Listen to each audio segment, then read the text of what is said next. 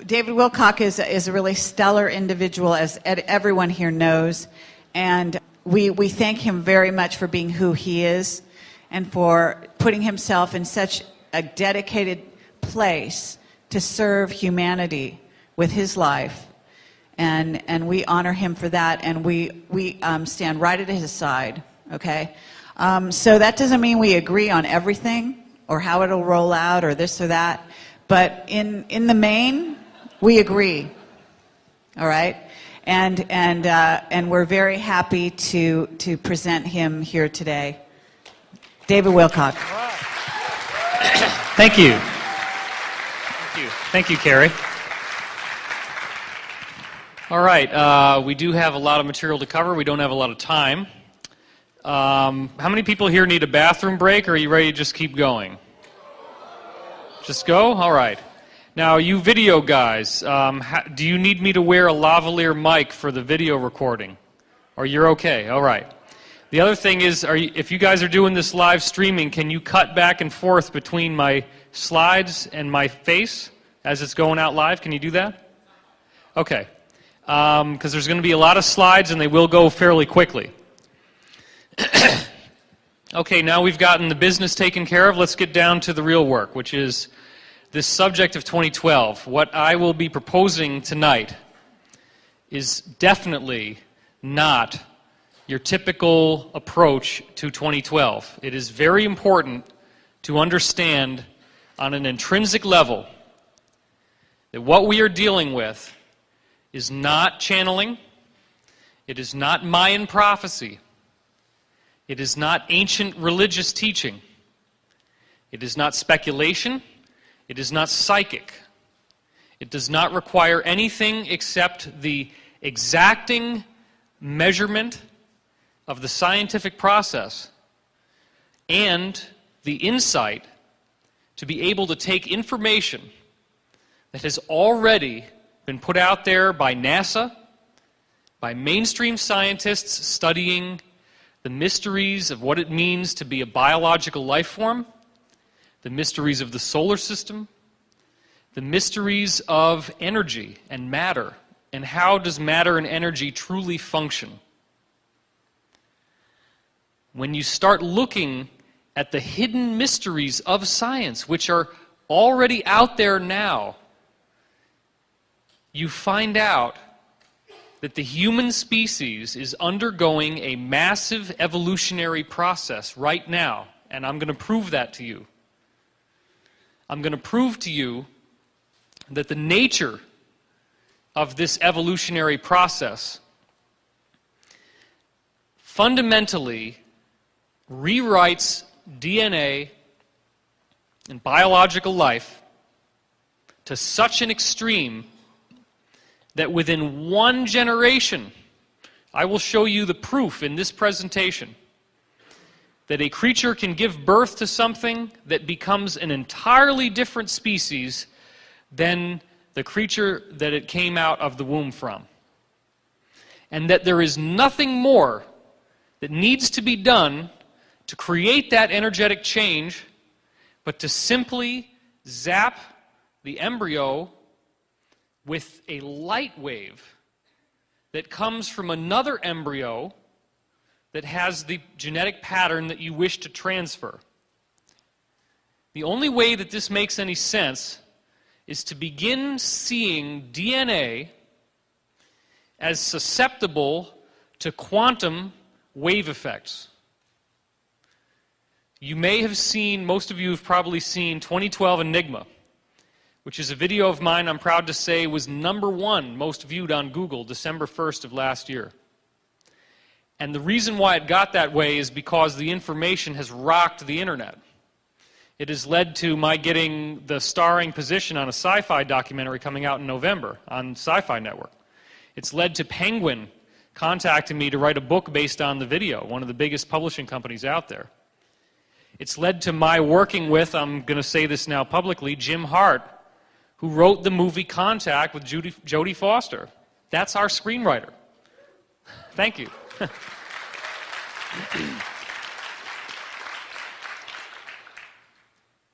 I'm working on Wander Awakening, which is the album cover you see here in the slide, with a 9-time Grammy-winning musician, Larry Sire. The reason why all this big talent and why all this attention is being focused here is not because I may have been somebody else in another lifetime. It's not because I have done psychic readings. It's not because I put prophecies on the internet that later were shown to come true. The biggest thing that I bring to the planet right now is to simply look at ancient prophecies that we know to exist, that we can document in great detail, and to then give a scientific framework for these prophecies on such an advanced level that we're looking at things in an entirely different way. So let's get back to 2012 Enigma for a minute. Most of you have seen that video.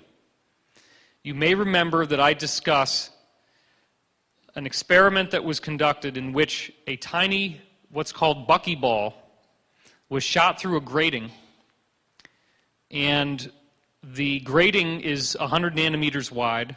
The buckyball itself is only about 1 or 2 nanometers wide.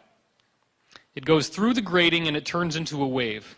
The buckyball itself, which is supposed to be a macroscopic object, goes through this little slit, and for whatever reason it turns into a non-local wave. Now, what does quantum non-locality really mean? It means that you don't know where the wave is in space, and you also don't know where the wave is in time. Quantum non-locality shows that the more you try to find out where it is in time, the less you can find it in space. The more you try to find out where it is in space, the less you can find it in time. And if you look at the quantum physics equations, it's well known in quantum mechanics, the time has to be both backwards, forwards. It has to be completely nonlinear in the traditional sense. Albert Einstein has given us the theory of relativity. The theory of relativity is going to tell you that when you travel through space, it's not empty space. What did Einstein call space? He didn't call it space, he called it space-time. The reason why he called it space-time is that he said you're moving through something that makes time start running faster as you go through space. So that you could literally be inside a spaceship, leave the Earth for 2 weeks, flying at the speed of light, come back, and it's 500 years later. We know that this has been proven. It actually was done on jumbo jets flying in the highest altitude they could, where they had little watches on them, or little radioactive timekeeping devices. And they found very subtle but definite changes in the speed of time just based on the velocity of a jet going around Earth orbit. So imagine what happens when you go up towards light speed. Now, this is a proven principle in physics. As you move through space, you're also moving through the so-called time fabric. The space-time fabric, as Einstein called it. There was a mistake that Einstein made in his scientific understanding of space-time. And it may be a mistake, or it may be that he figured it out and he didn't want to talk about what he discovered. In the Einstein relativity theory, it is assumed that the only direction you can move is into the future. That space-time, the time dimension, is only one-dimensional. But we actually now know from the physics of Dewey Larson, which you'll also see on my 2012 Enigma video, that the whole way that the quantum world is being built is that there is a domain in which time, as we think of it, is three-dimensional, and space, as we think of it, is one-dimensional. And that world is constantly interchanging energy back and forth with space-time. We call it time-space over there. It's space-time over here. So this time-space realm over there is sending energy into space-time and is pinging back and forth, and that's what creates matter.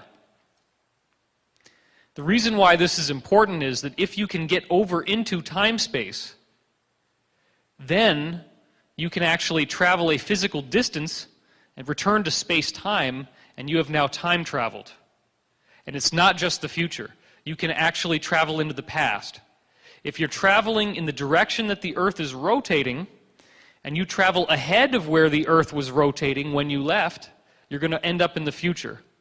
because you now reemerge in space-time ahead of where the Earth was on its timeline when you left. If you travel west, that's into the past. East is the future, west is the past. And again, it's going to sound ridiculous, and for those who are uneducated, they'll blast me on the internet and say that I'm full of it. But the fact of the matter is, this is very much provable stuff. I've had people write me and say that the science in 2012 Enigma is ridiculous. Well, go to reciprocalsystem.com, read Dewey Larson's books, because there's several of them, and find out for yourself how he breaks down every single problem in quantum mechanics and shows you got to have three-dimensional time. So all we're saying is, if you can get over into time-space, it's going to look like everything does here, because every atom and molecule around me right now is here because it's exchanging with time-space. So there's time-space stuff in every place around me. That means all this stuff exists as a parallel structure in a parallel universe. And when you go over there, it becomes your three dimensions of space. It's going to look the same because the energy of it is the same energy that's here in space-time. Now here's where it gets really confusing, if it's not already confusing.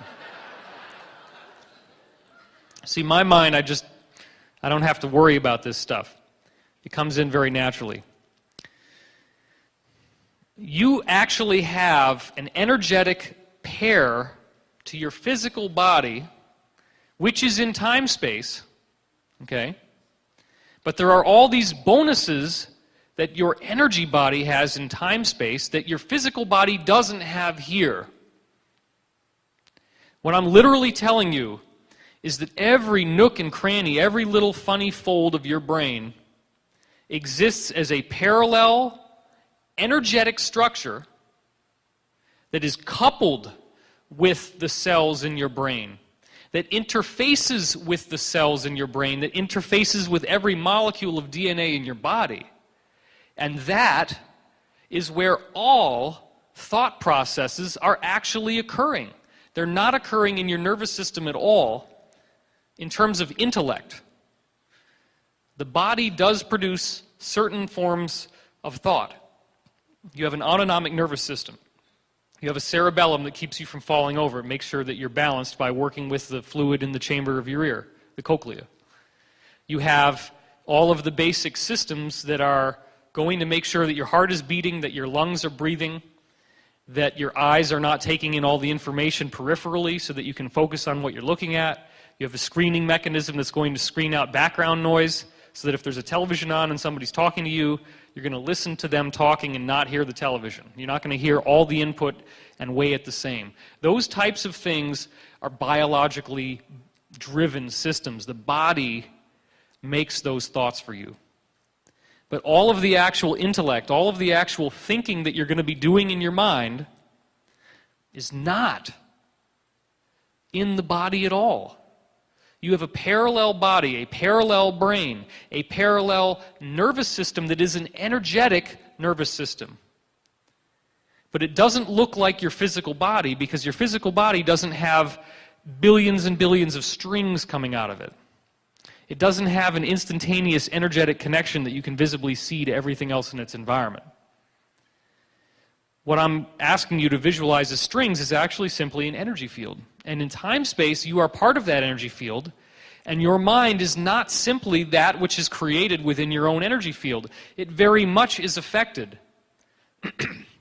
by all these other things that are around you, including the thoughts of other people. The very fascinating case of Norman Mailer, famous novelist who wrote a novel called Barbary Shore. In this novel, he starts out writing about one main character and gradually changes the novel to write about a Russian spy.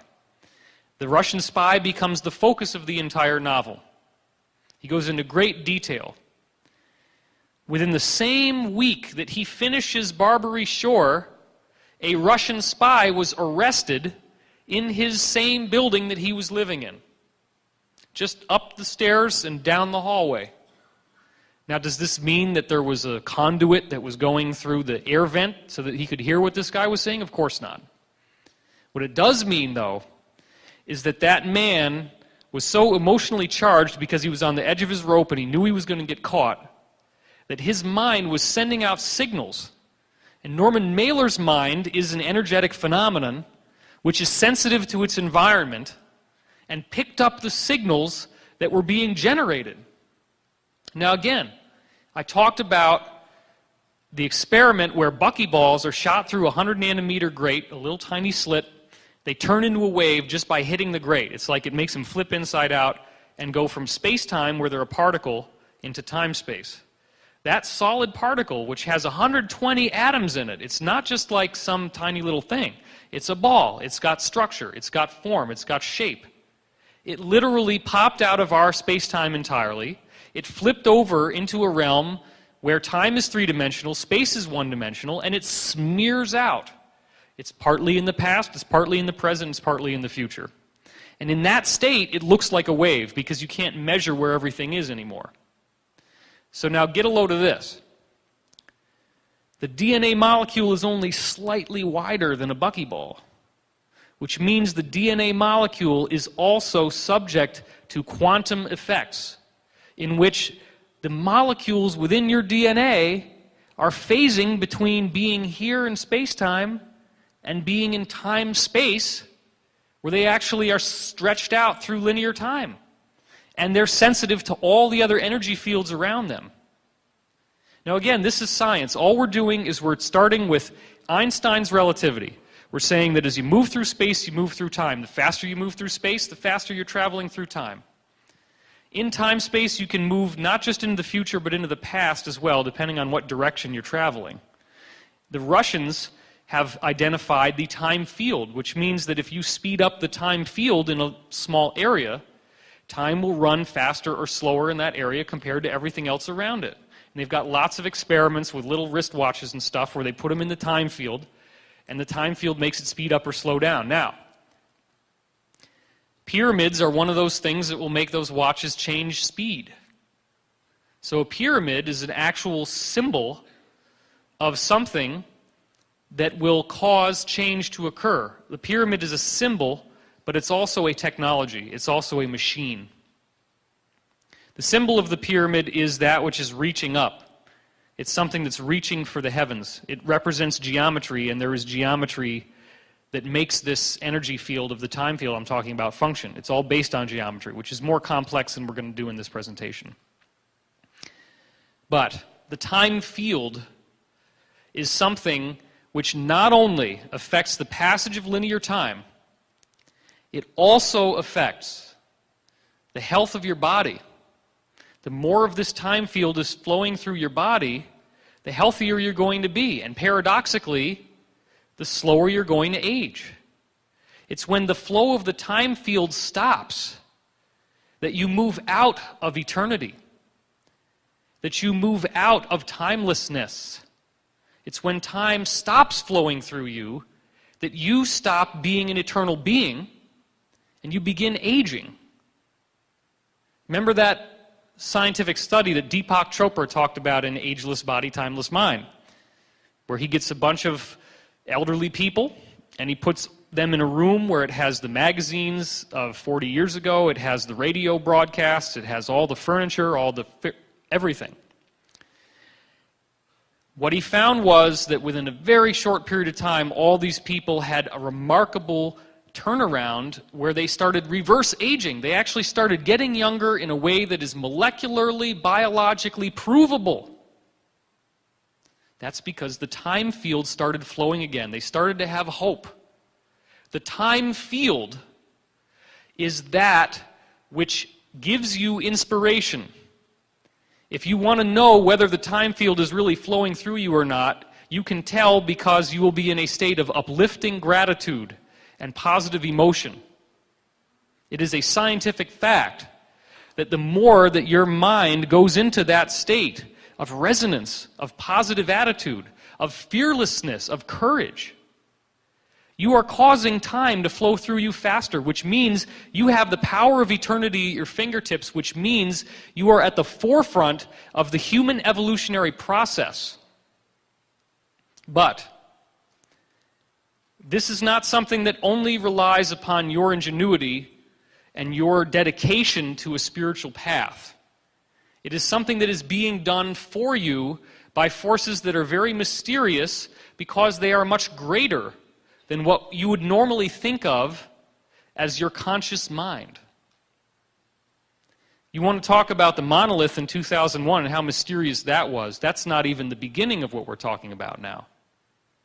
This big stone slab shows up, and all of a sudden all those cavemen learn how to use tools, and they can kill each other now, and they become the dominant species. And then at the point where the movie goes into the present, the monolith shows up on the moon, and Commander David Bowman at the end of the movie ends up becoming the new Adam, the new species of humanity after he goes through a Stargate. There's a lot of things that are known on the inside, and this stuff is not a secret. It's not a secret even though it has been kept secret. It has been attempted to be kept secret. It is not secret. All of the information we need is already here so that we can definitively understand that what's happening to the earth is a naturally occurring process. It is a sacred process motivated by forces of intelligence that would stagger the imagination. Back in the old days, you had a LAN system in which a computer was just a monitor and a typewriter. And you plugged it up to one central computer, and everybody's little dummy terminal, as it was called, was plugged into that one computer. On some level, each of us is the dummy terminal. We appear to be separate. We appear to be an identity that has an ego, that has a body, and we identify with the body. On some grander level, the body is merely a projection. It's like if you have a prism, and light is going through the prism, and as it rotates, you see these rainbows around the room. And each one of you is one of those rainbows. But would you say that those rainbows are each an individual generator of light? No. The light is generated by whatever is striking the prism. Those individual pieces of rainbow light are just the reflections of the one light that strikes the prism. If you want to really get into the esoteric science and understand what the ancient prophecies are telling us and why it's so relevant to what you're going to hear in this talk, try to vibe into the fact that the entire manifest universe, that matter and energy itself, is but reflections of this one singular light, that all visibility in the universe, everything we can measure, is a reflection into what we think is space and what we think is time. But when you start really understanding what time is, you realize you can go whatever direction you want, forwards, backwards, and sideways. And when you understand space, you realize that space doesn't pose any obstacle if you can pop through to time-space, back and forth from space-time to time-space. You can wormhole yourself or portal yourself or whatever they want to call it from any point in the universe to any other instantaneously. That's how it's done, because there is no actual location. Location is an illusion which is based on the rules of the road so that we have one intelligent super being that has wanted to experience multiplicity, that has wanted to experience separation so that it can reunify.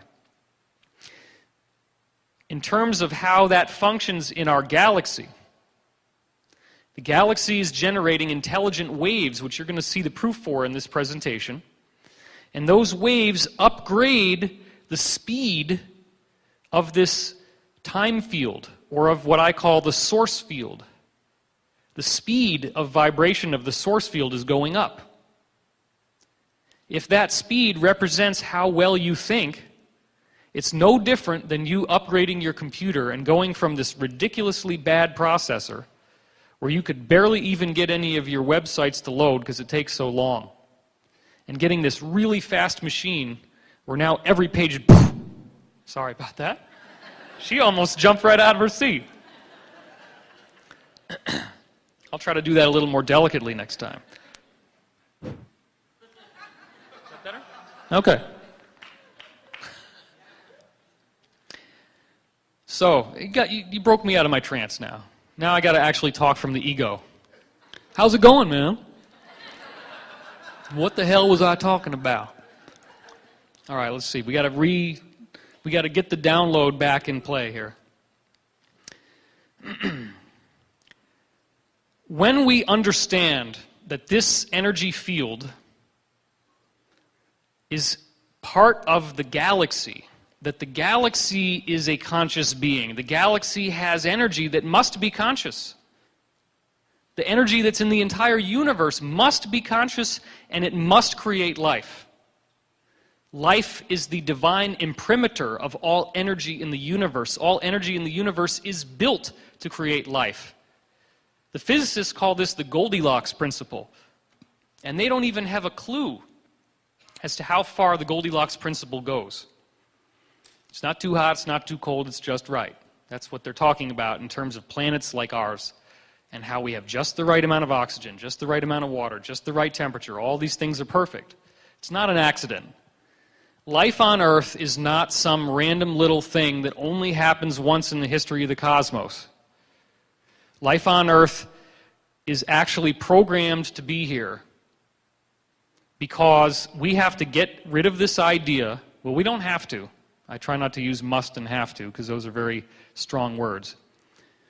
It would be beneficial to learn that there are forces out there much greater than the human intellect, much greater than the ego, much greater than the body. That there is forms of consciousness that could be an entire planet, that could be the sun, that could be the galaxy, which is really nothing more than a bunch of suns and planets in a big cluster. Well, we can prove that that's going on. So I'm going to start showing you some things here.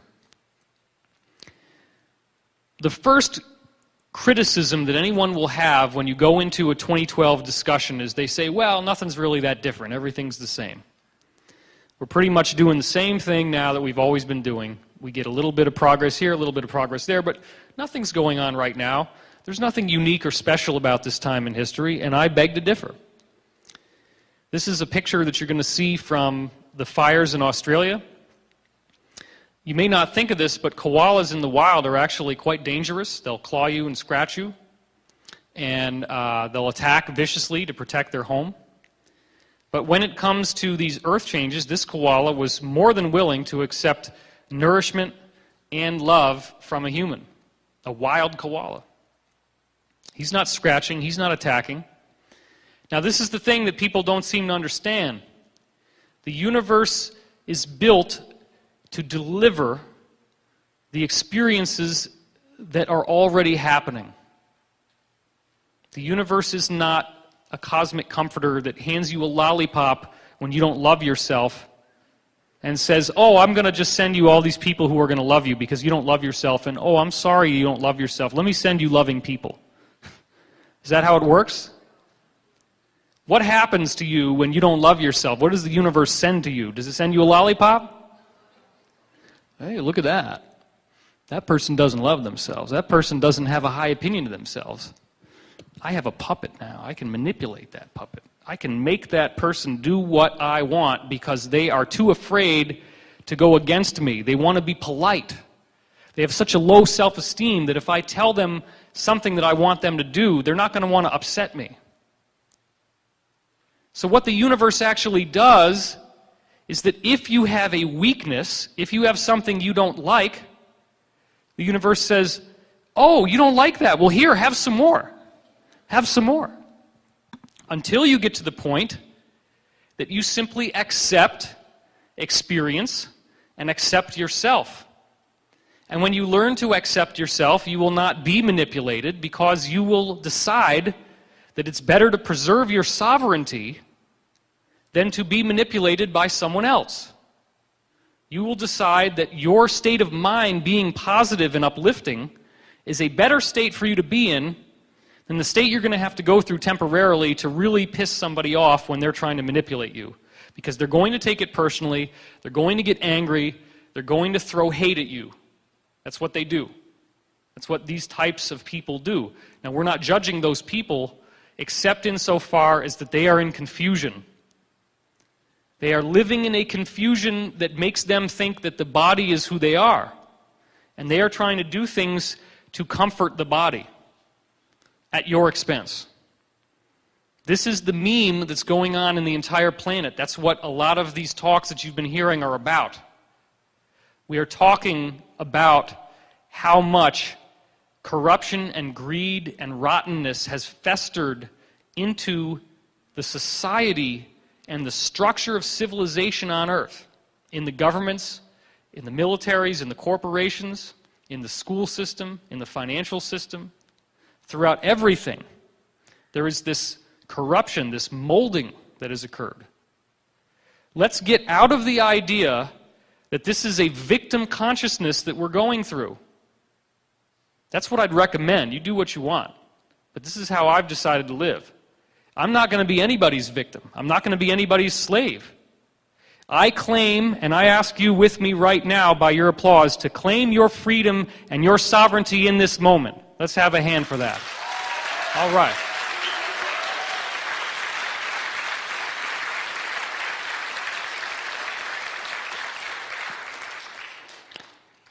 If you can claim your freedom of positivity, your freedom from fear, that is the most threatening thing to the negative controllers in this world.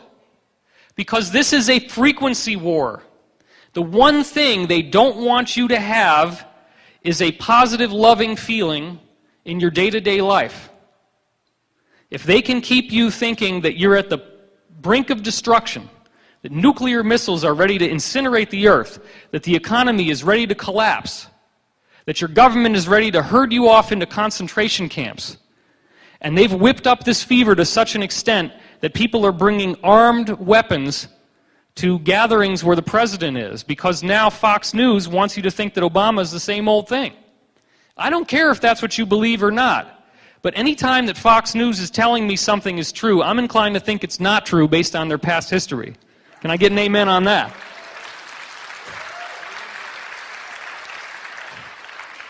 It's a little bit disturbing when you start watching Bill O'Reilly and Glenn Beck and they're saying exactly the same things as all your favorite conspiracy websites.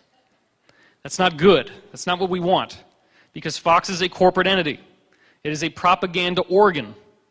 It's also important to understand that many of the conspiracy sites have been seeded with propaganda. These are not independent bloggers that are actually trying to raise money and do an honest living. These are people that are funded by the Pentagon and the NSA. We've had extensive discussions with people about this who are insiders. So what's happening now is that because as a planet we have not loved ourselves, we have been stuck in this self-loathing, in this self-condemnation, and this fear of our own potential, this fear of our power. The universe has not sent us these majestic, loving, cosmic leaders who are all-knowing and all-powerful and can be trusted with the warmth and the innocence of a young child. They have sent us vicious killers who will do nothing but spare no expense to rape us, to steal every cent of our money. That's what happens in the universe, but it only happens until you don't need the lesson. If you learn to love yourself, do those negative people still get fixated into your life to such an extent that that's all you ever have? No. If you're one of these people who's been through self-loathing and moved into positive self-concept and self-esteem, if you have learned the power of no, as opposed to the power of now, and you can say no to somebody trying to manipulate you, then all of a sudden, you're not shackled to this feeling of obligation to someone who is being grotesquely unfair. You now have the wherewithal to speak your mind, to say your piece, to get your needs met, even if it means that it's going to upset someone. Because if someone has denied you the respect and the sovereignty and the love that you deserve as a perfect child of God, then you deserve to protect yourself from that person. You deserve to love yourself enough that you claim your right to exist. The universe sees that you've learned your lesson. And now the people that would have taken away your freedom and would have taken away your sovereignty can no longer do so, because even one flicker of light in the darkness is enough to show you the layout of the room. And we've had enough of that now, that there is a massive awakening going on. Project Camelot, and I was a part of this, happened to get involved in the center of this swine flu vaccination conspiracy. Because we had a situation unfold on stage in Zurich between myself and another witness who was arguing in favor of vaccinations and is actually a former operative for Majestic, which is the UFO working group arm of the neoconservative Republican New World Order faction of the world elite. So he's telling you should get the vaccine. Now granted, there is a great deal of science to suggest that vaccines do confer immunity. We are not disagreeing with that. But we are also considering the testimony of people like Jane Burgemeister, a well-known mainstream journalist who happened to go alternative when she started to find out that Baxter Pharmaceuticals, as you all know, had released a vaccine, and thank God these people in Norway injected it into some rats before they gave it to people, and the rats all got bird flu and died. Oops. How did that happen? I don't know how that happened. Did we do that? No, of course not. So look, you also have people in the government who are not high enough to know that this swine flu thing might have been manufactured, and they have a very legitimate concern about the swine flu. It's being kept secret, but they do believe that this could mutate like it did in 1918, that you get sick the first time, it's not that bad, but you get sick the second time and everybody's dying. Millions of people are dying. That's the theory. Let's bear in mind that in 1918, the world was nowhere near as civilized as it is now. Sanitation was much less. And in order for you to have any of these flus, regardless of what they are, get your health down in a negative way, your immune system has to be depleted. What's the biggest thing in this new science I'm going to teach you about that depletes your immune system? Negative thoughts. So if they can keep you in fear, which means that you hate the government, you hate the president, you hate what's happening to your kids in school, you hate the economy, you hate the Federal Reserve, if you're angry and you're fearful all the time, and then they stick out a little virus, guess what happens to you? You get the virus. A virus is a frequency-based entity.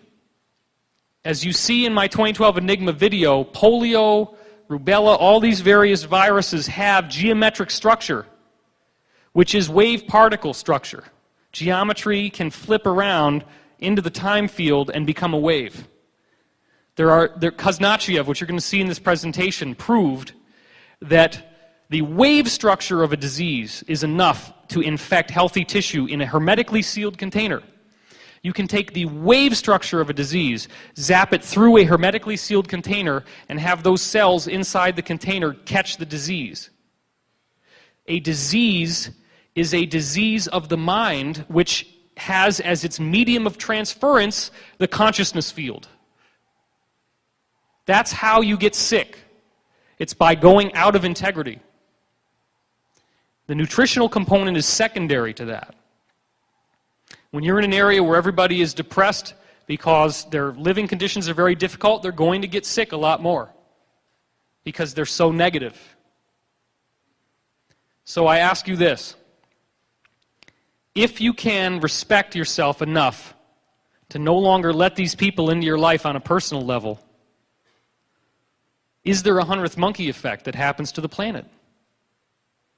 Of course. Of course. And that's what's happening right now. What I said on this panel last night, what I said on the radio show that I just did with Project Camelot on Thursday, what I'm preparing to say on my website, is that we are now at a point where we have graduated. I was told this a year ago. I was actually starting to be told this 2 years ago. It's now happened.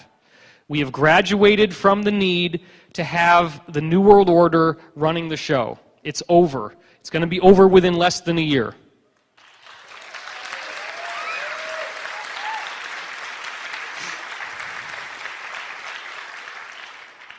I'm not trying to be psychic. I'm talking in facts. I'm talking about the simple fact that you cannot lie to people who know the truth. What does a lie require to exist? It requires an absence of information. It requires you not knowing that it's a lie. Because if you're being lied to and you know that it's a lie, then it's not a lie. It becomes an obvious, ridiculous gaffe that this person is making. It becomes a situation that can be remedied because you can start laughing when that person tells you a lie. Because you know the truth. We are watching the derivative system, the Ponzi scheme and international bankers being ripped apart because the other countries are tired of playing the game. They now have more economic power than the old European white men that run the New World Order and the Illuminati. They no longer have the leverage to be able to do what they're doing. And what I propose to you on an even more intrinsic level is that this is all something that appears to be happening as a result of natural progressions of events. But on another level, it is an energetic phenomenon which is being programmed to occur by a movement into a higher energetic frequency. That frequency is making us more present with ourselves. The best thing you can do for the planet, the best thing you can do to save the children, to avoid the swine flu, to protect yourself and your finances, and to make a better world for future generations is to stay in that state of positive, uplifting peace and gratitude. Can I get an amen on that? Thank you.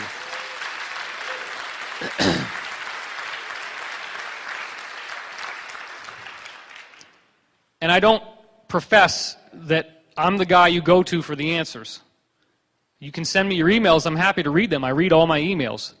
But this is something that each of us are doing. I've only identified an effect that's happening to everyone. If you want to go religious for a minute, the second coming of Christ, or the messianic return, is something that's happening to everyone. I was talking to Jordan over dinner with Bill and Carrie the other night, and he was telling me that if you really go back into the original Old Testament documentation, that the messianic figure is not one person. It represents this change into a whole new way of being. And so now he's got me convinced that I got to go looking for that data myself. He has reason to believe it's true, and I'm sure he's right, but I need to find my own facts. I don't wait for somebody else to come and teach me something. If I hear something that I like, I go look and I find out for myself. I was told from my own guidance, which is dreams and visions and prophetic information, that there was going to be a great change happening to the earth and the solar system. I didn't just nod my head like a subservient slave to some higher power and say, yes, you're right, oh lovely master, I will do what you say. I said, no, I can't believe that. I can't believe that the whole world is going to change on an energetic level that will make what we're in now seem like the most miserable depression by comparison. That the life that we have now will become 100 times more harmonious, in which things like instantaneous telepathy, levitation, telekinesis, healing, and flying are so effortless that it's as easy to do as raising and lowering the diaphragm to make your lungs breathe. It requires no extra effort. That seems to be what's going on. There's all these people that we have in Earth's history from a variety of cultures, including Jesus. And if you don't want to believe in Jesus really existing, there's plenty of other cultures you can go to look for so-called ascended masters. They're out there. Guys that have these abilities, guys that do these amazing things. All that represents is somebody who is a little bit farther ahead than you are. Not too much. We know that the ETs that are visiting us are almost entirely human. The widest divergence from a human look that you're ever going to get is the so-called gray. The majority of humans, and we're getting more and more whistleblowers coming forward and telling us the same thing. The ETs are our family. They look like us. They have similar types of voices that we do, although they may not use them anymore, because telepathy works much better and much faster. This is like a dial-up modem. It sucks. Okay? If I could telepathically speak to you, sorry. How's that? If I could telepathically speak to you and just give you the download, you just get the whole thing, and I can walk off, thank you very much, good night. And I'm done. It's already happening, isn't it? I'm giving you holographic plates. What do we know about a holographic plate? You cut it up into little pieces, you shine lasers into each one of those pieces, and what happens? Do you see one side of the hologram? You see the whole hologram, just maybe a little bit dimmer. So what I'm doing is I'm giving you all these little pieces which seem to be very interdisciplinary. I'm talking about diet, I'm talking about health, I'm talking about politics, I'm talking about science. But I'm talking about the same thing. I'm talking about you. What is your identity? What is your identity? Is it your body? No. Is it this room around you right now? That's part of it. Your body is part of it. The people sitting next to you in this auditorium, or if you're watching this on the internet, the computer screen that you're looking at, that's part of you. The chair that's touching your bottom is part of you. It's your identity. When you walk on the ground and the earth is also walking against you, not just you walking against the ground. When you go outside and you see the blue skies and you see the clouds and you see the birds and you see the trees and you hear the wind blowing through the trees, that's you. That's who you are. Energetically, we can prove that. Energetically, we can prove that all the cells in your body change every 7 years. Who you are right now, this body that you have, even if you have this big nasty wart on your face or something, that wart has been completely redone over 7 years of time. Okay, fine.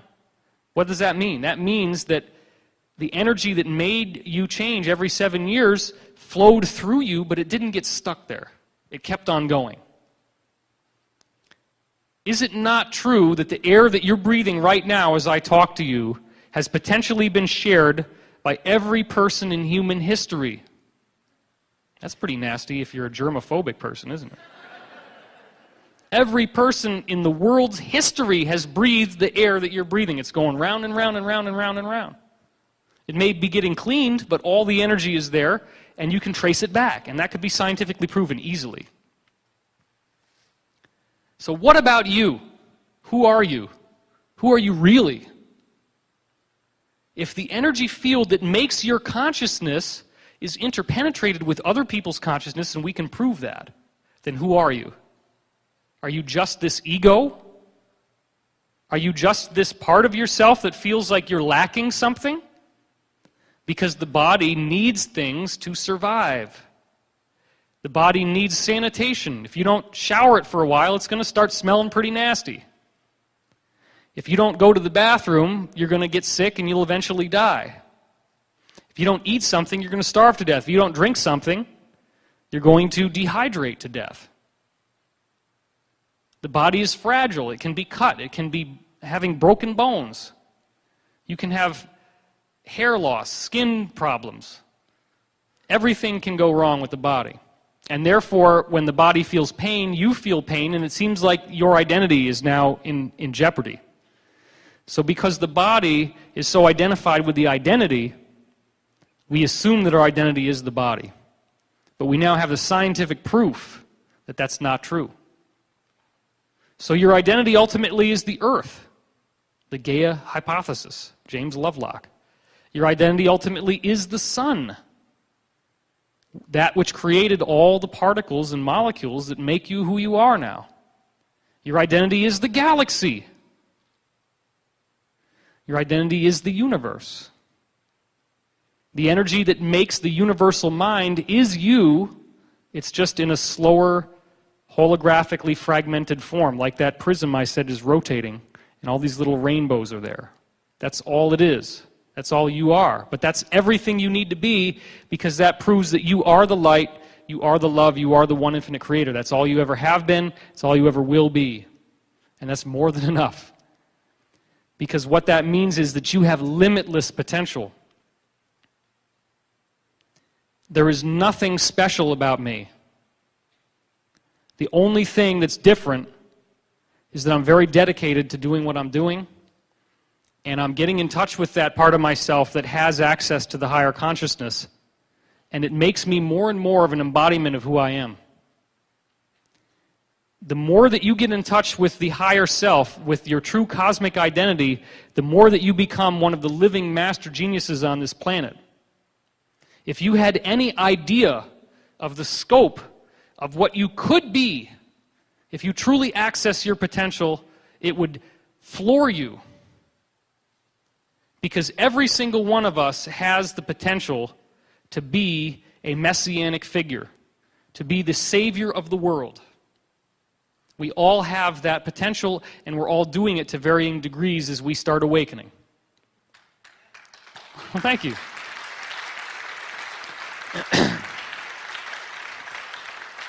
Look, I could yak about this all day, but we got a lot of slides to do.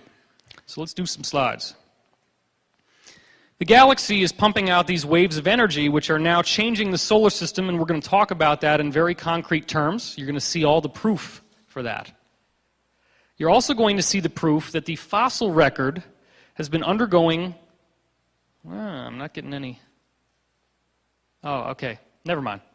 The fossil record is undergoing 26 million year cycles as well as 62 million year cycles, as you see in this graph here.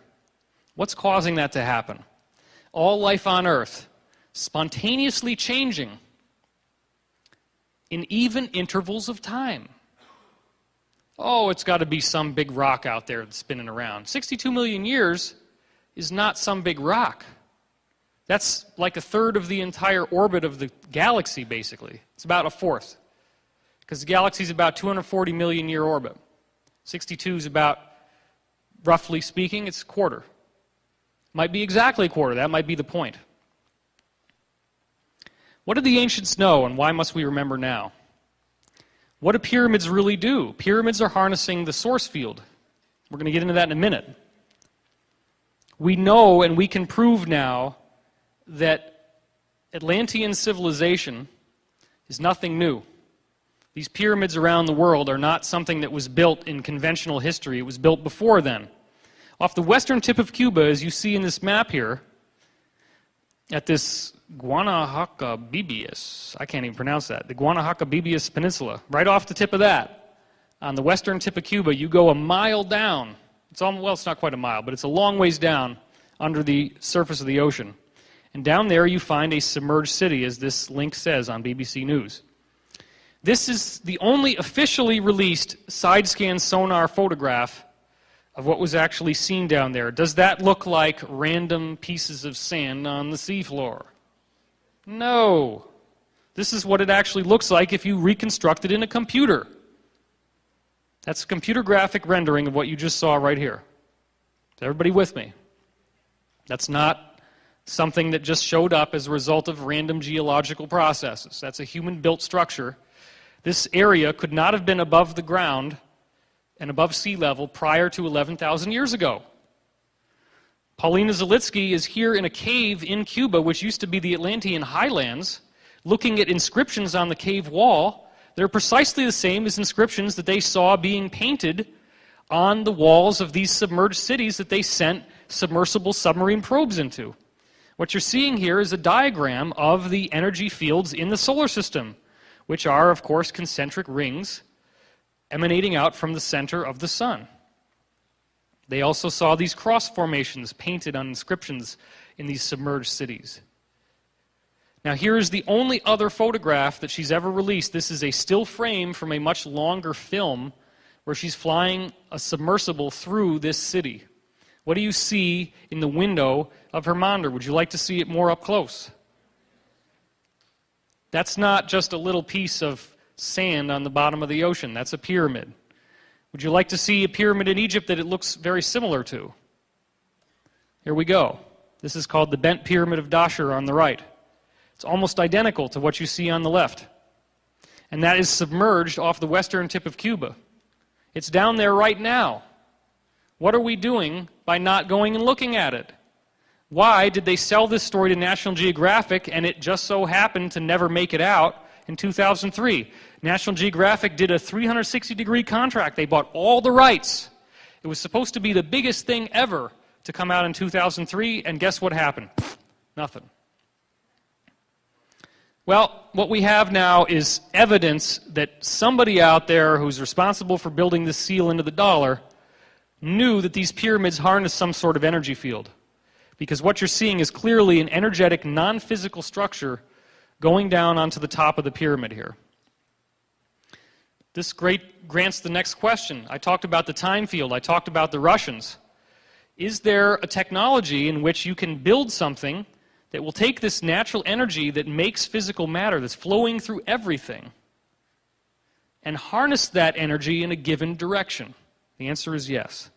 You're going to have some fun now. You're going to get to look at some things that are already well known to exist, and I'm going to let you just think about them. The first is menhirs, which are standing stones.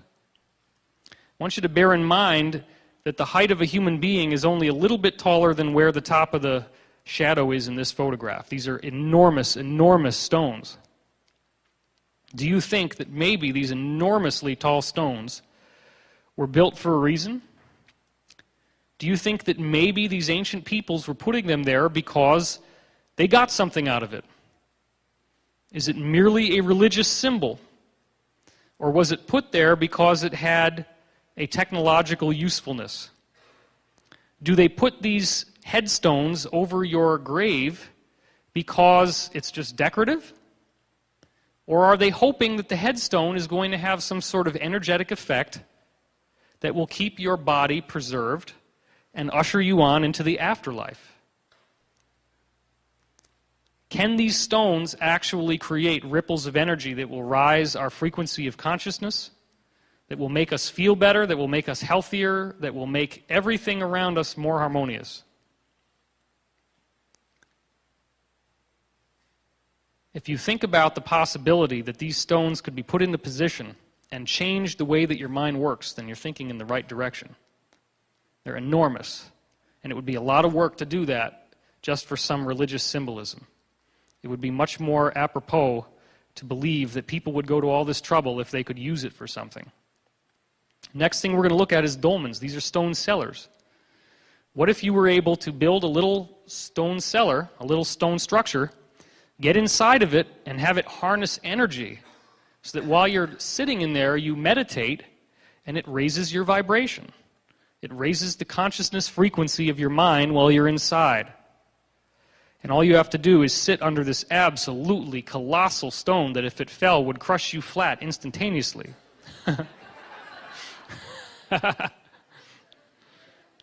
Very precariously. This is Kilclooney in Ireland. Look at that thing. Look at how that gigantic stone that weighs more than 2 18-wheelers, at least, if not much more, if that little guy were to just fall off of the tips of the other stones, he would crush you flat. And yet there he is, and with all the earthquakes and with all the earth changes that have gone on, it's still balanced precariously right up there. And here's another one, balanced precariously. Why would they go to so much trouble? Do you really think a bunch of guys are just going to do this because it's cool? Do you really think they'd go to the trouble of getting themselves crushed and trying to precariously balance these very, very massive stones just because it's a fun thing to do? I don't think so. In this case, you see that actually part of the stone is broken off and fallen onto the ground, but the point is the same.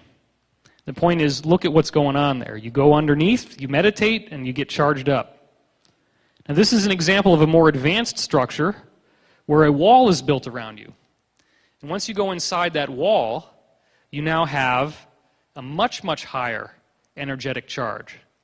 And you got a little breathing hole. This is another one from the side. Wouldn't you like to know? No, actually, I did this in a rush, and I don't know where all these locations are, but it's easy to find online. Just look for dolmens. And you'll go to Google Pictures, Google Images, Google dolmen, the word dolmen, D-O-L-M-E-N, you'll start finding these things. Barrows is the next thing. Barrows are mounds. The idea here is that you actually drill a hole into the ground underneath the mound. There is a round chamber inside the mound. This is well known. You go in there and you have a little party and you meditate. It's enough now that you can bring in a group of people. It does the same thing as a dolmen, except you're burrowing into the earth now. So here's some barrows. And this one, of course, you see how well structured it is, Silbury Hill being the biggest one. Now here's one of the entrances, which of course The English government has been kind enough to put iron bars in front of it so you can't go in there. They don't want you to be able to use this technology anymore. And they're probably worried about finding condoms and stuff inside, frankly. But that's not what it's built for necessarily. Maybe it was. Some of these barrows are longer, and you also have the mound builders in the U.S. You have all these other things like Serpent Mound in Ohio that you can go to and see this in the U.S. I'm only doing the English ones right now. Henges is the one that everybody's so familiar with and everybody loves, because now you get standing stones like the single ones you were seeing before, except now there's certain areas where the energetics are so high that long rows of stones are being put together because it's going to be even more powerful. The sheep really like being near these stones. In fact, animal life really can feel this more than we can. These were not put there by accident. And again, in this case, you have a combination of a barrow and a henge. You have the henge at the front here, and if you go through that path down the middle, you go into the barrow, and you go inside and you meditate. Maybe the henge in the front helps focus the energy that's flowing through the center of the barrow. Here's another henge out there just hanging out in the middle of the English countryside, and there's some of them are in France, some of them are in Germany. They're in Ireland too. They're all over the place. Here's another one. Of course, here's another one. Here's another example. One of the most impressive, which unfortunately has been lost to the ravages of time to a large degree, is Avebury. Now, what you're going to see here, if you look closely, is that all of these different stones, all of these different little dots that you see as you go along here represent individual stones. This looks like a giant serpent. Here's the head, and here's what it's eaten in its stomach. If you look up at the top in the middle there's two little rings of stones inside. That represents the meal, and then here's the tail down at the bottom. Down here is one of the barrows. This is Silbury Hill, the best barrow of all, the most famous one and the most well-structured one. Look at the geometry. Look at how it's a perfect equilateral triangle between the head of the snake, the tail of the snake, Silbury in the middle, and then here's the area up here. Now, what this was for, this was a gigantic technology. This is a machine. It's a machine that's built based on, if you look around it, the contours of the mountains, the contours of the land, so that a bunch of people get inside this area right here and they have a big party and they all meditate and chant and run around and do fun stuff. And they're changing consciousness for themselves and for the planet. That's what this stuff was built for. It's a consciousness technology. Of course, Stonehenge being the greatest example of all, these sarsen stones, as they're called, are gigantic in size and very beautiful to look at. What you may not realize is that at one time there was a whole ring of them like this. That's what it used to look like, and all the stones that have fallen have been identified in the soil, because the more they fall down over time, the more that it rains each year, they fall further and further into the ground, but they've all been found. So this is known to be true. I'm not making this up. What we know is that Stonehenge was used to identify solstices and when the moon and the sun were traveling and what would happen, because during certain planetary alignments, certain times of the year, these zones on the Earth became much more energetically active. Are these ancient structures connected? The answer is yes, through the science of ley lines. This was done by Sir Alfred Watkins, and we're going to talk a little bit about him. He found in the 1920s that ancient holy sites lined up in straight lines, which he called leys. Sites from extremely different ages, millennia apart, were all aligned with one another. This includes the Neolithic Age, which is Stone Age, the Bronze Age, the Iron Age, and the Christian era. Now, he would use this camera to basically be able to look across long distances and see if things were in a straight line. Now, what you see here is the summary of a massive amount of research that he did. What you see here is every single one of these words is a different ancient sacred site. Nobody ever comes out in the open and says, oh, by the way, all these sacred sites are built in a straight line. It took a guy like Alfred Watkins to analyze this and discover it for himself. But guess what a lot of these things are? They're cathedrals. You think that maybe the Knight Templars knew that there was something going on?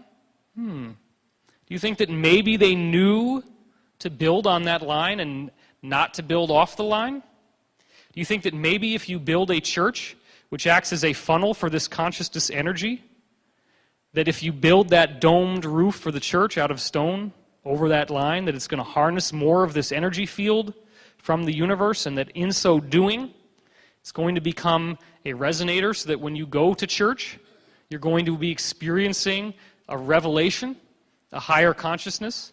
Do you think that maybe the stained glass window and the Gregorian chant music are creating harmonics that help you harmonize with the field? Absolutely. So here's some people from his Stonehenge club, the straight track club as it was called, the ley line hunters. Here's a barrow that had trees growing around it. Here's a similar ring of trees without a barrow. This is a natural earth effect caused by these energy fields because they do have circular formations. Well, it is a hyperdimensional effect. These are harnessing hyperdimensional energy because the hyperdimensional energy is what makes the matter that is building the stones. Let me say that again. The matter that makes these stones, the stone itself, the actual hard stuff, is built from hyperdimensional energy, energy from the time field that's flowing into our space-time. That's what, according to Dr. Dewey Larson, all matter is built from, is this hyperdimensional exchange between three-dimensional time, three-dimensional space. That's all it is. So, of course, you're going to get time anomalies, but it's also the energy that builds you. It builds your DNA, it builds your body, so when you get more of it flowing through you, you're going to have more health and vitality. And because it's the energy of your consciousness, because it is consciousness, it's also going to give you a more advanced intellect. So the way that we can actually prove that this global grid, these energy lines, has a hyperdimensional effect that can completely pull you out of our three space of length, width, and height, the three-dimensional world, is with the research of Ivan Sanderson. He investigated a massive number of different disappearances of ships and airplanes. What he did is he took everything from every single ancient, everything from the dawn of aviation, going all the way back to the first airplanes and even before that for the marine records. He looked for every case of disappearance since planes were discovered. And he found that the majority of what he was finding all clustered around 12 points on the Earth's surface. That's completely unprecedented. That's not mainstream information. It was done in the 1960s.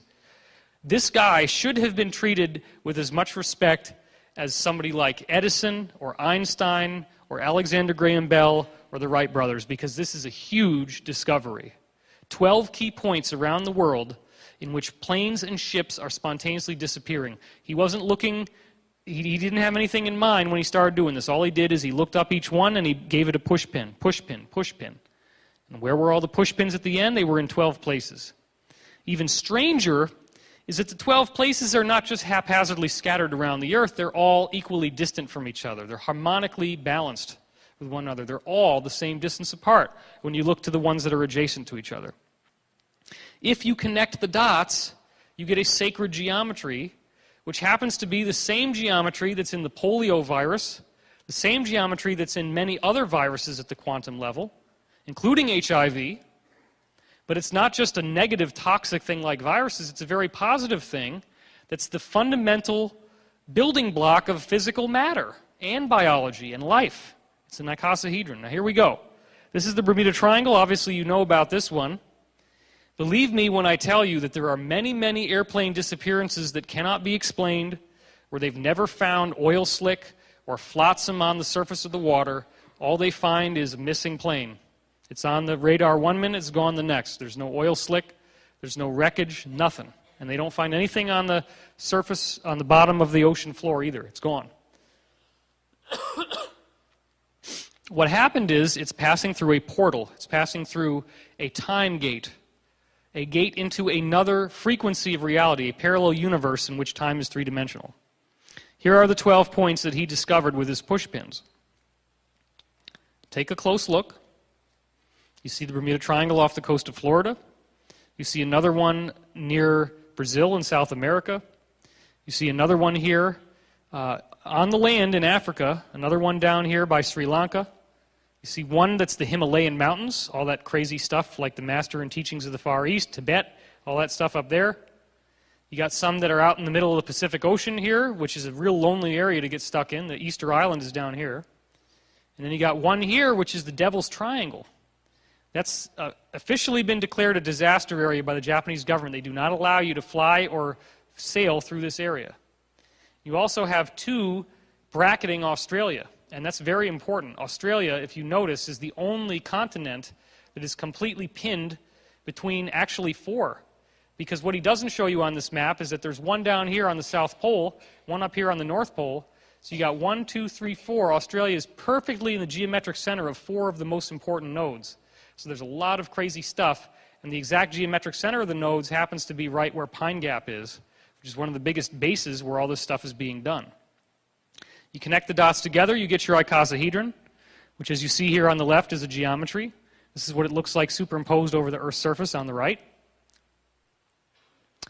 Now, this is where it gets even more interesting. These 3 Russian scientists, and everybody laughs when I say their name, Goncharov, Morozov, and Makarov.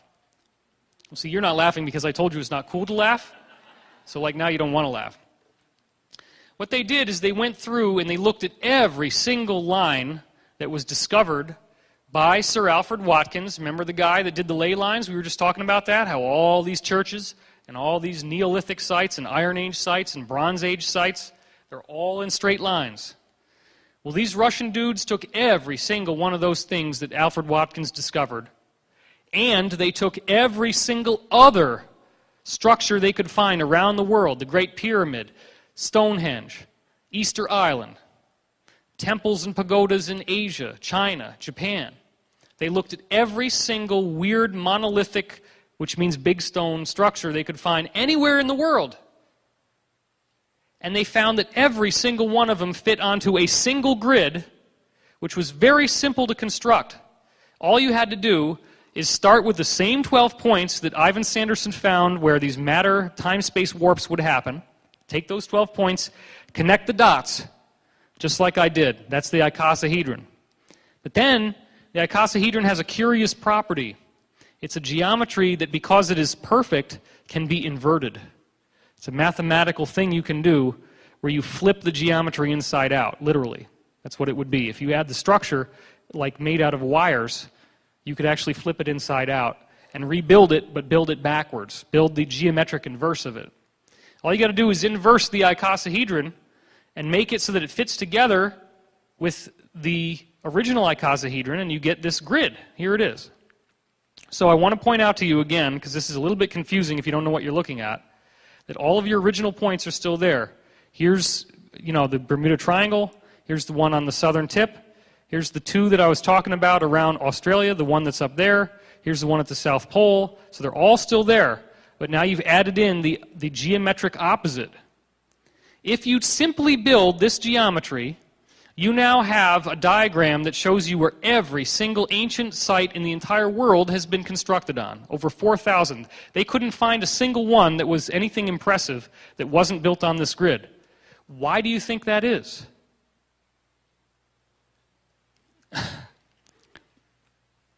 If you have a wire that's going to go to something that powers an electrical appliance, are you going to put the wire under your armpit and expect that it's going to work? No. You plug it into the wall. If you build a pyramid and you don't build it on this grid, do you think that it's going to work? Not anywhere near as good. You got to build it where the energy is. That's why with these cold fusion guys, they're looking at the cold fusion reactions. They build devices that actually work in some places, but then they bring it somewhere else that doesn't work anymore. It's on 60 Minutes. They've talked about this. Oh, we don't understand. It must not work. It must, and then the scientists say, well, it's the whole technology is wrong. No. It's because if you're on the grid, it's going to work. It's very simple. Let's put all of the cold fusion devices on the grid where they work, and then we'll wire them up and we're done. Just build it where it needs to go. It's very simple. You have energy in one place and it's not somewhere else. It happens to be the energy of the time field. Well, look what else you got here. You got the Mid-Atlantic Ridge. This is the volcanic ridge that defines what's pushing apart the 2 continents.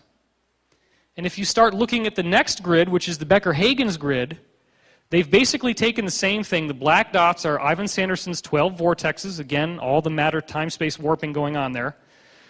You have all the points of the geometric inverse of the icosahedron, but what they do is they actually take 2 icosahedrons, and they put one out of phase with the other. Rather than inverting it, they just take a second icosahedron and make it a little bit out of phase.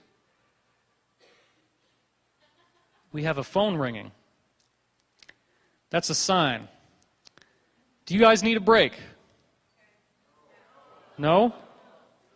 See, we're having mutiny, Carrie. What should we do? The troops don't know what to do.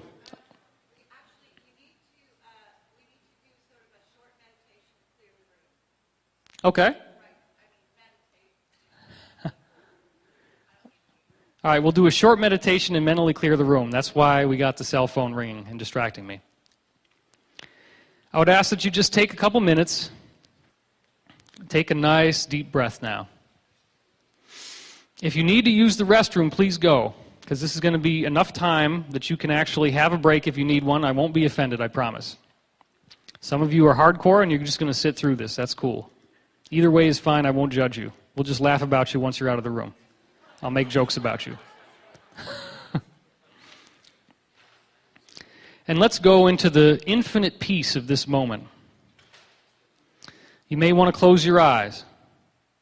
You may want to spend a little time relaxing. And just give yourself over to the loving presence of the cosmos. Let yourself feel the articulations of intelligent infinity, which speak to you in the moments between moments. Give yourself an opportunity to relax into the full awareness of who you are. Take comfort in the beauty of you. Take pleasure in the divine energy that makes you who you are. As you tune in deeper and deeper to yourself, you become a pyramid. You become a standing stone. You become a lens of light for cosmic energy to flow through. It doesn't require you to spend any money. It doesn't require you to have any advanced degree or university education. It doesn't require you to drink anything, eat anything, take any pill, smoke anything. All it requires is peace. All it requires is tranquility. All it requires is the knowingness that you are more than your physical body. That you are a divine light, a glorious gift from the cosmos. That any and all negativity that has hung around you can be cleansed away, much like the traditional housewife would sweep out the house with a broom. With all the doors open, the dust comes flying out.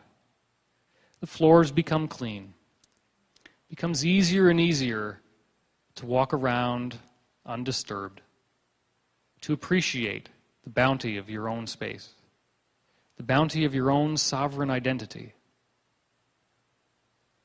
For when you learn to love yourself, you can have those boundaries.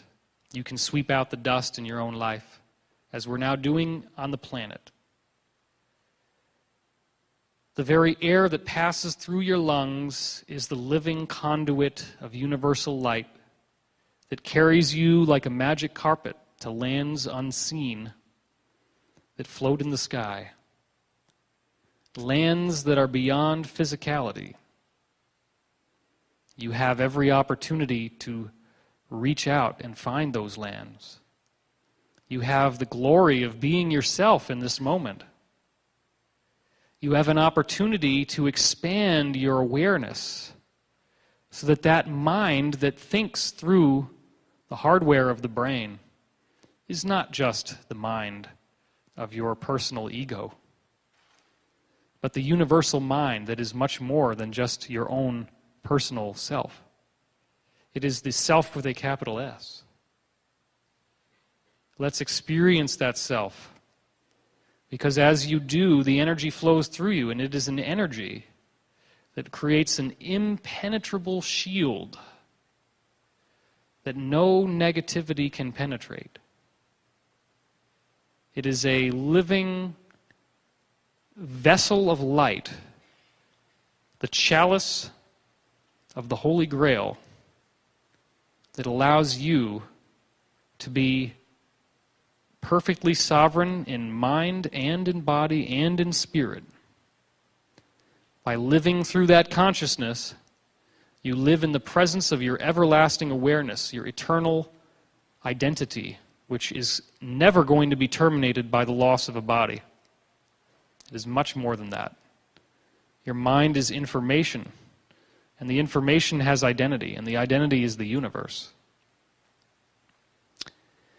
So now I will start to bring you back into the conscious mind. Most of our friends have gone to the bathroom now, so we're all back in the room. I'd like you to see again this grid. Open your eyes and let's meditate on that grid for a minute. You're seeing the underlying geometric framework of the mind of the earth. And this is how it's been built. And this is what structures the continents the way they are.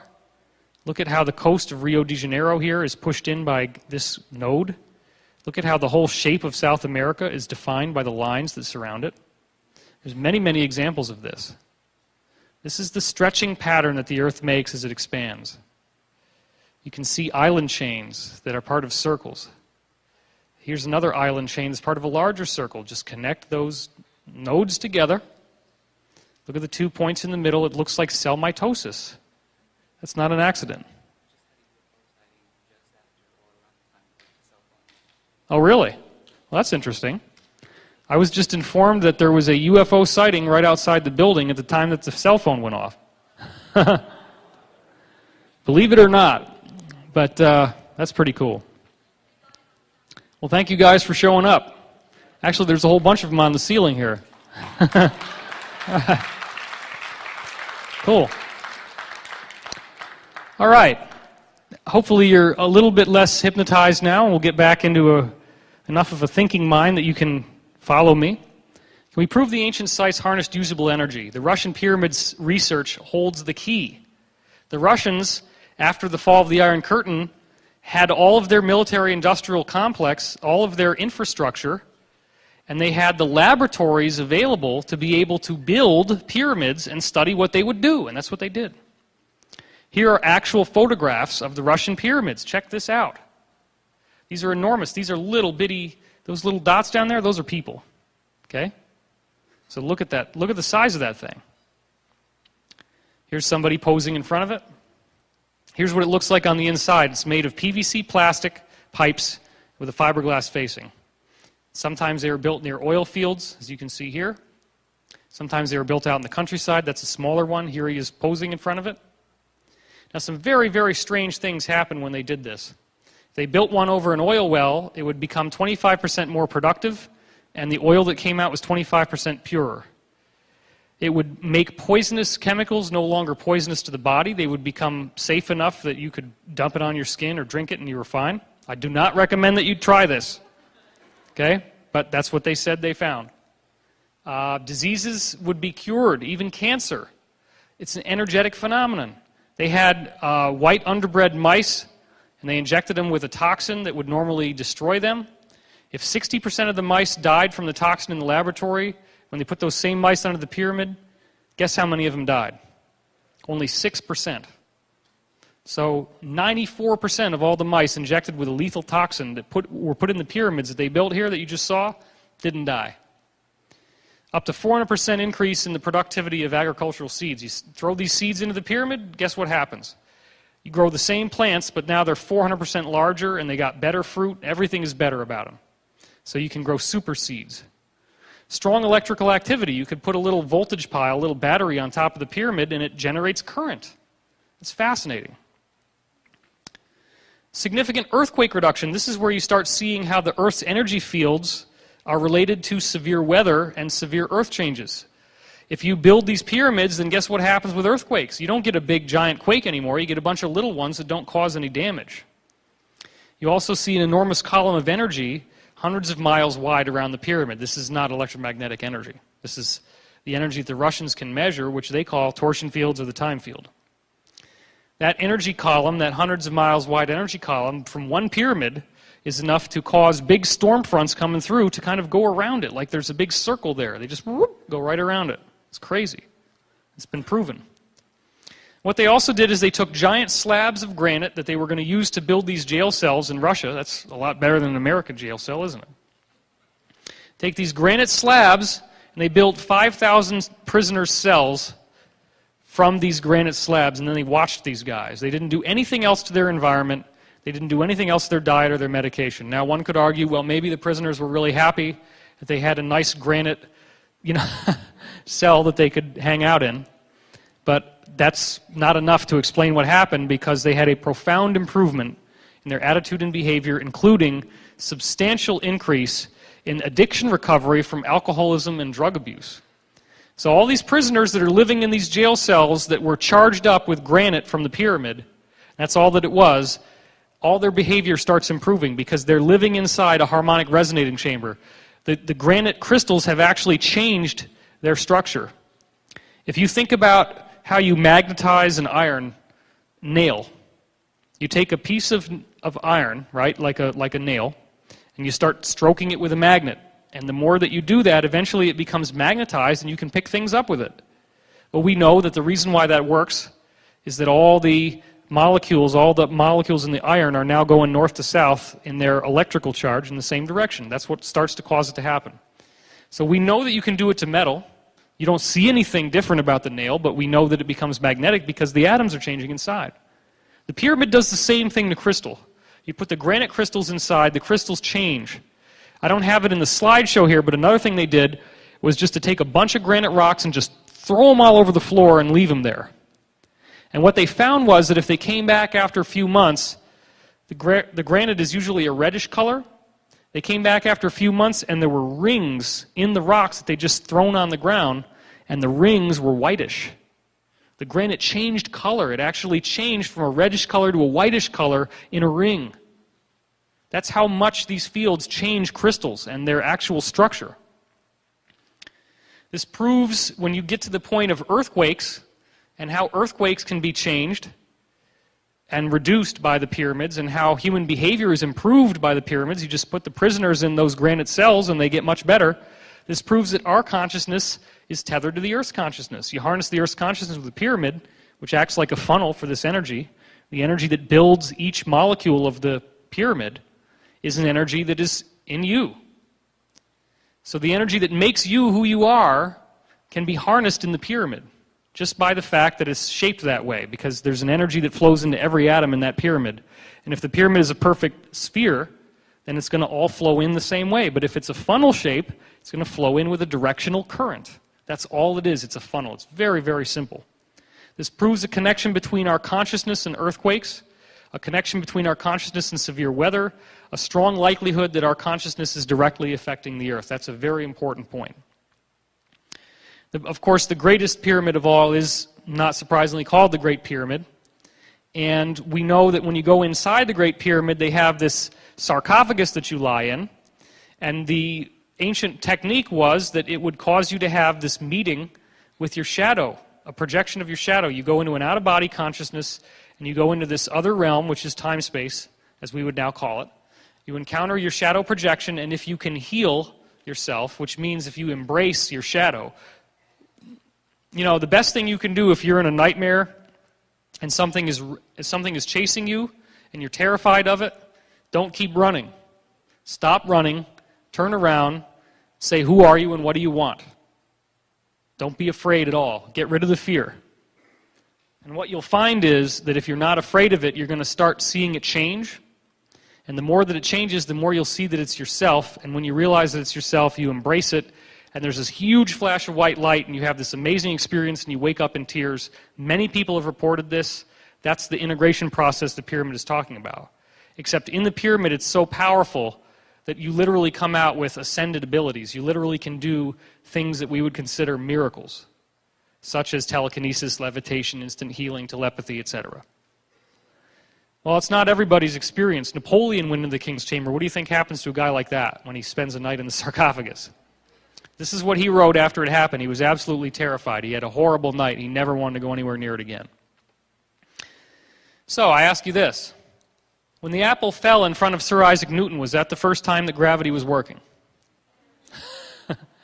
No, it was the first time that someone recognized that gravity was working. Is this presentation and the science that we've been putting together recently the first time that anybody's recognized that this is working on Earth? No, right? Because of what? Pyramids, global grid, everybody built it on the grid. Why did they build it on the grid? Because they saw the apple fall, they knew there was an energy field responsible for that. Except in this case, it's not an apple falling, it's a consciousness rising.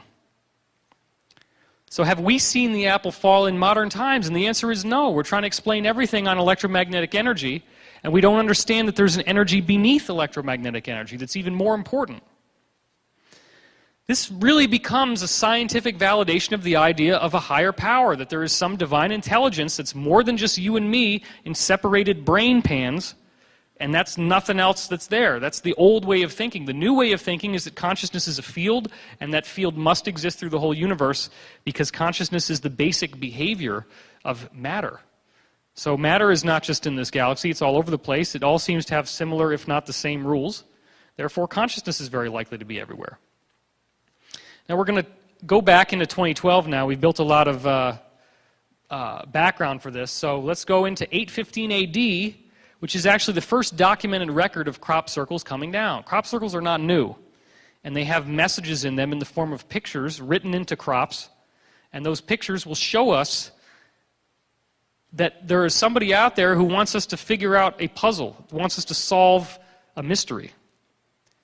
815 AD, if you look at these lavish, sunny, lovely quarters, it's actually very Gothic and gloomy. This is the Archbishop of Lyon issuing an edict called Against the Foolish Opinion of the Masses About Hail and Thunder. People believed in cloud ships from a place they called Magonia. What do you think a cloud ship is? You think that's a cloud? No. Think about it. Cloud ship is not a cloud. Cloud ship is something that they see flying in the air, and they say, well, clouds fly in the air. It's a cloud ship. And they believed that these cloud ships were flattening crops into circles because the cloud ship says, well, I'm going to protect you from bad weather, but here's what you need to do for me. If I'm going to protect you, then you need to let me flatten these circles out in your crops. It's kind of a weird deal to make with cloud ships, but what the hell? That's what they thought was going on.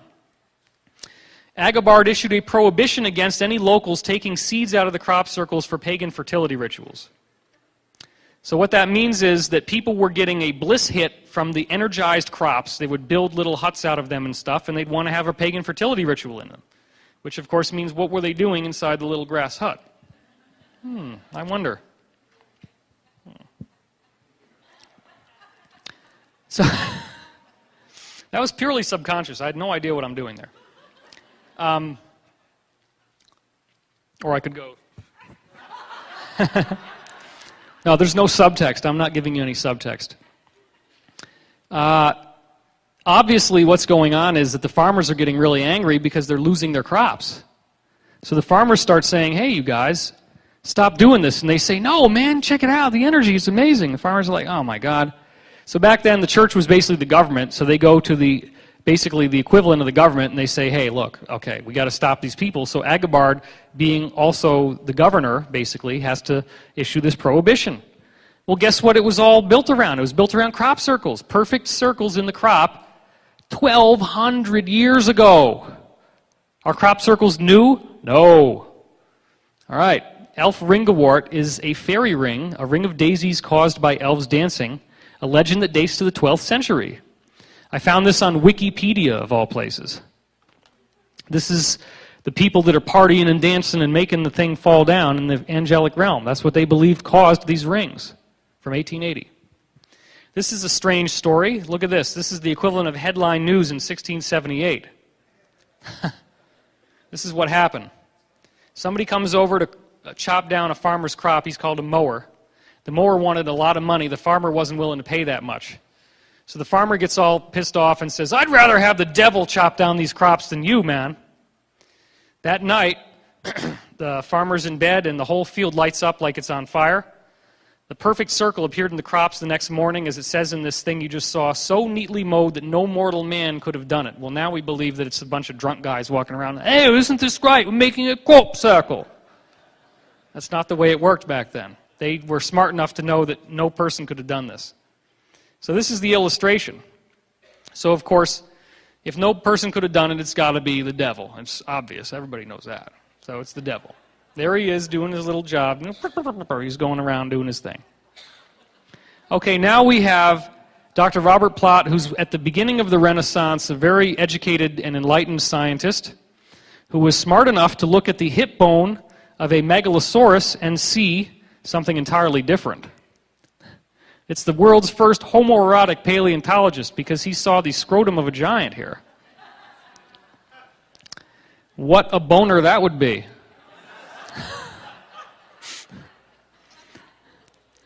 All right, so what he did is he started to look at these crop circles forming, and he actually drew pictures of them in the 1600s. These are his actual photographs. These are not just circles, quote unquote. That's a spiral. That looks like somebody's ear with a sound wave going into it. And here is a perfect square inside a perfect circle. So Dr. Robert Plot's educated hypothesis was, oh, well, there's a piece of square wind, you say, and the square wind is making a square hole in the crops. That's actually not much better than what modern scientists are trying to say for crop circles now. So nothing has changed in 400 years, unfortunately. He also found that the soil underneath the crop circles was much drier than ordinary, which smelled like moldy bread, but then what does the guy do? He puts it in his mouth and he tastes it. That's a dedicated scientist. Oh my God, it's horrible. Except he found that it didn't taste bad. So what do we know this is? This is all the water being zapped out of the soil. It's totally dried out. That's a cosmic thing that happened. That's a extraterrestrial technology. Dr. Gil Levengood documented the same thing in the 1990s, exactly the same thing. So it's still working the same way. In the late 1940s, somebody witnessed a whirlwind touching down and forming a circle in the corn. He believed it was wind. In only 3 or 4 seconds, you have this perfect sharp-edged circle that was very large, 3 or 4 meters wide, happen. It's about 30 feet. Not quite 30 feet, but it's big. It's like 15, 20 feet. August 1972 in Warminster, he hears a noise. Something pushes down the wheat, but check out the last line. What does it say? The air was what? Completely still. There's nothing going on. No wind that could have explained what happened here. In front of my eyes, I could see a great imprint taking shape. The wheat was forced down in a clockwise direction. He hears a high-pitched humming noise, and the circle opens up like an oriental fan unfolding. Guess what, guys? That's not weather, that's not wind, that's not a bunch of drunk guys walking around stamping down the crops. This guy witnessed it. We can put people in prison based on eyewitness testimony. That's what he saw. Well, let's stop talking about him and start looking at him, because that's where it gets more fun. Here you have the original type of circles you'd see, and then you start to get these patterns of 4, and there's a little one down here that was originally called grape shot. These kinds of patterns start showing up all the time. 2 circles connected by a line with this little arch, or sometimes it was there, sometimes it wasn't, which in pagan symbolism is the pregnant goddess. This is the pregnant belly, here's the head, and here's the arms. But of course, the circle makers couldn't be content by showing us such primitive diagrams, so they came back a couple years ago and they did this. Oh, sorry. Here we have the goddess, of course, in a geometric form, but it's very clearly obvious that's what we're seeing again. This is the rebirth of the earth coming into being. You see 3 goddess formations in this from 1990. This was Alton Barnes' 1990. It made it onto the cover of the Led Zeppelin CD box set, actually. That's a much nicer version of the photograph, too, before everybody tamped it down like you see in this one. All this footsteps messing it up over here. That's not there. Well, this one is one of the greatest ones in terms of the impact that it had. Richard Hoagland was really the one who made this the most popular. It shows, basically, we think it shows first dimension, second dimension, third dimension, and then fourth in the middle, the geometry. These lines are perfectly equated with a tetrahedron inside a sphere. This is a situation where a bunch of people were sitting around studying crop circles, and they said, oh, wow, wouldn't it be great if they did a Mandelbrot set, this fractal? The very next day, it shows up in the crop. So somebody's listening. Truck driver drives by this part of the field. He doesn't see anything there. 15 minutes later, the farmer is going out there, and he sees this thing in his crops. It wasn't there 15 minutes earlier. It showed up in 15 minutes in 1996. Surveyors were asked how long it would take to do this if you plotted it all out on the ground, and they said minimum 2 to 3 days, and that would be if you really worked all day and all night. It's a beautiful formation, 15 minutes. This one's even more outrageous in 1996, because now you get like 3 of them rather than just 1. And And they form this very interesting cat's cradle of equilateral triangles when you look at it from the top down. Now here's another fractal. And of course the skeptics start saying, well, this isn't really a Koch snowflake. A Koch snowflake is just taking the triangle, then making the inverse, and then iterating it more and more, and then you get this thing that looks like a snowflake. Circle maker says, oh, you don't think it's a Koch snowflake? Well, here, you're really stupid, so we're going to give you another one. We'll put a snowflake in it this time just so you can figure it out. People still don't get it. Now that is obviously caused by an army of hedgehogs running round and round and round. This perfectly rational scientific explanation. A bunch of drunk gentlemen coming back from the pub one night with long boards on their feet and a funny cap with a string, and they're walking round and round, tamping down the crop circle, having the greatest time of their lives. Making absolutely geometrically precise formations in record time over one night. I don't think that's what happened. And this is the kind of stuff that they were doing 1,200 years ago, causing Agabard to prohibit the pagans from taking these things out for fertility rituals, all the crops from these circles. This is what they're doing now. It's the same technology. That's my favorite one yet. Never seen one that makes me happier than that one. Look at the precision. There isn't a single part of this that's geometrically out of alignment.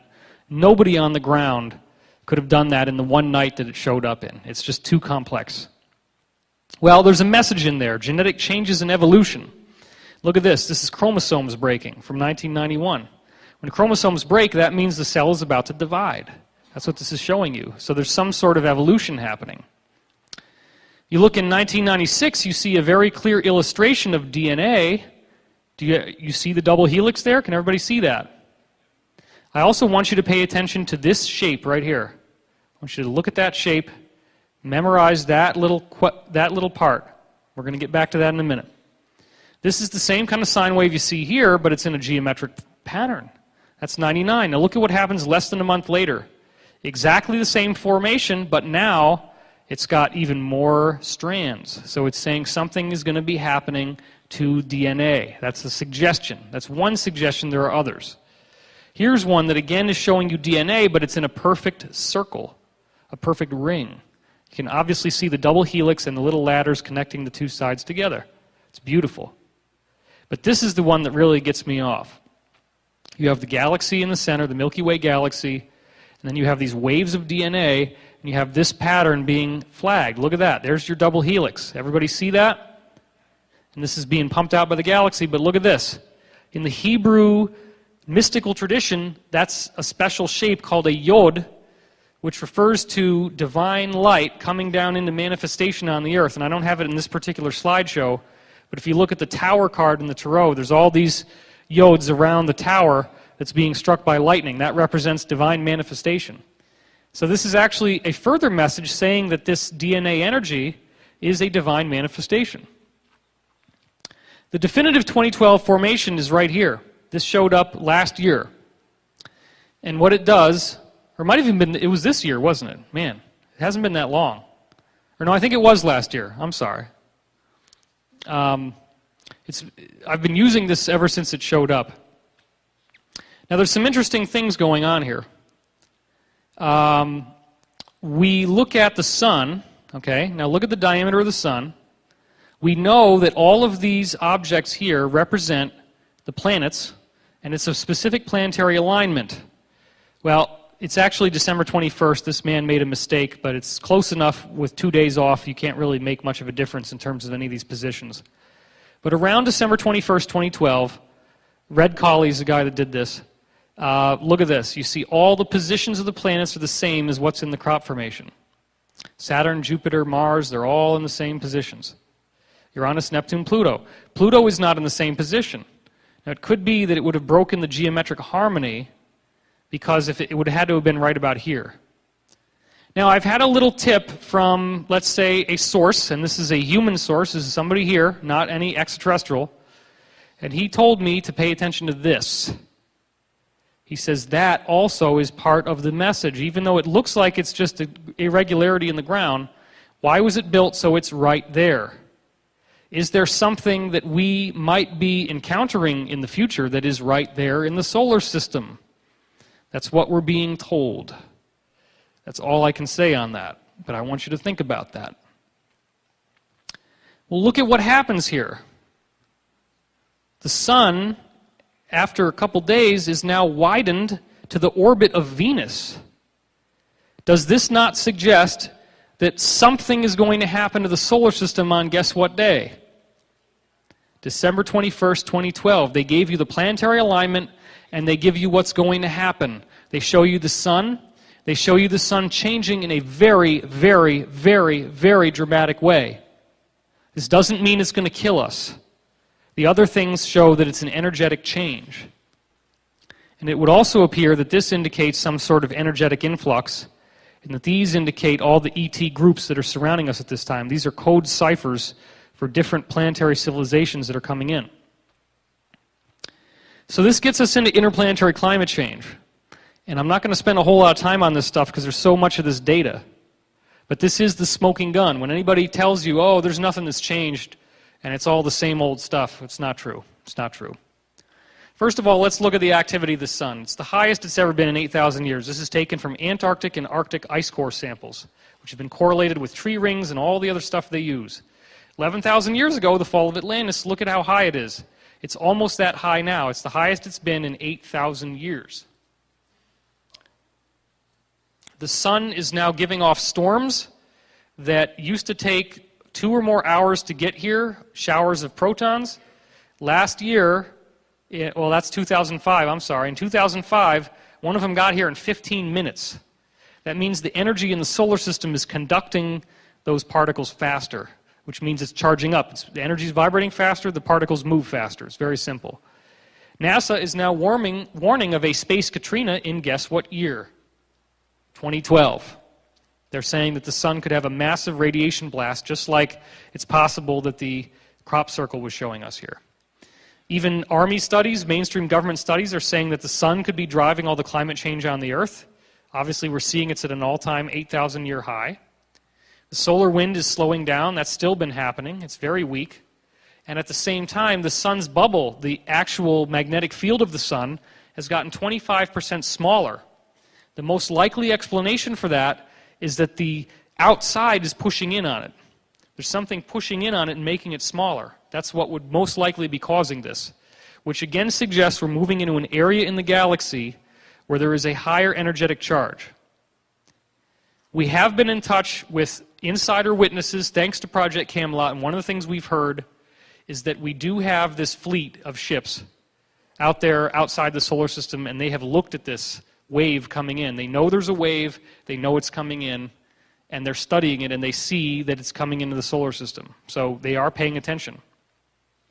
But they're not going to tell us until the last minute, which is, just enough time for everybody to panic. Well, they run away. But that's not what this is about. This is about genetic change, and it's about evolution. And it's not a doom and gloom thing. Even though I'm showing you stuff that you could think about in a fearful way, all of these messages, all of these crop formations that they've built up 1,200 years of credibility to show you genetic evolution. They're not showing you doom and gloom. What would be the point? If it's an intelligent cosmos, why would it create life on this beautiful planet just to belch it off in a big solar flare? That's not what this is about. The galactic dust, there's more dust that came in between 2000 and 2001, 300% more than all the 1990s combined. That's another major study that was found. If you look at Mercury, Mercury's magnetosphere in 2008 was much more powerful than it was seen in the 70s with Mariner 10. And here's the actual mainstream publication where that came through. And now just recently, they go back a year later and they see even more stuff. They found magnetic tornadoes, magnetic twisters, and they said one of the biggest surprises was how strongly the dynamics of the planet's magnetic field solar wind interaction had changed from the first Mercury flyby in January 2008.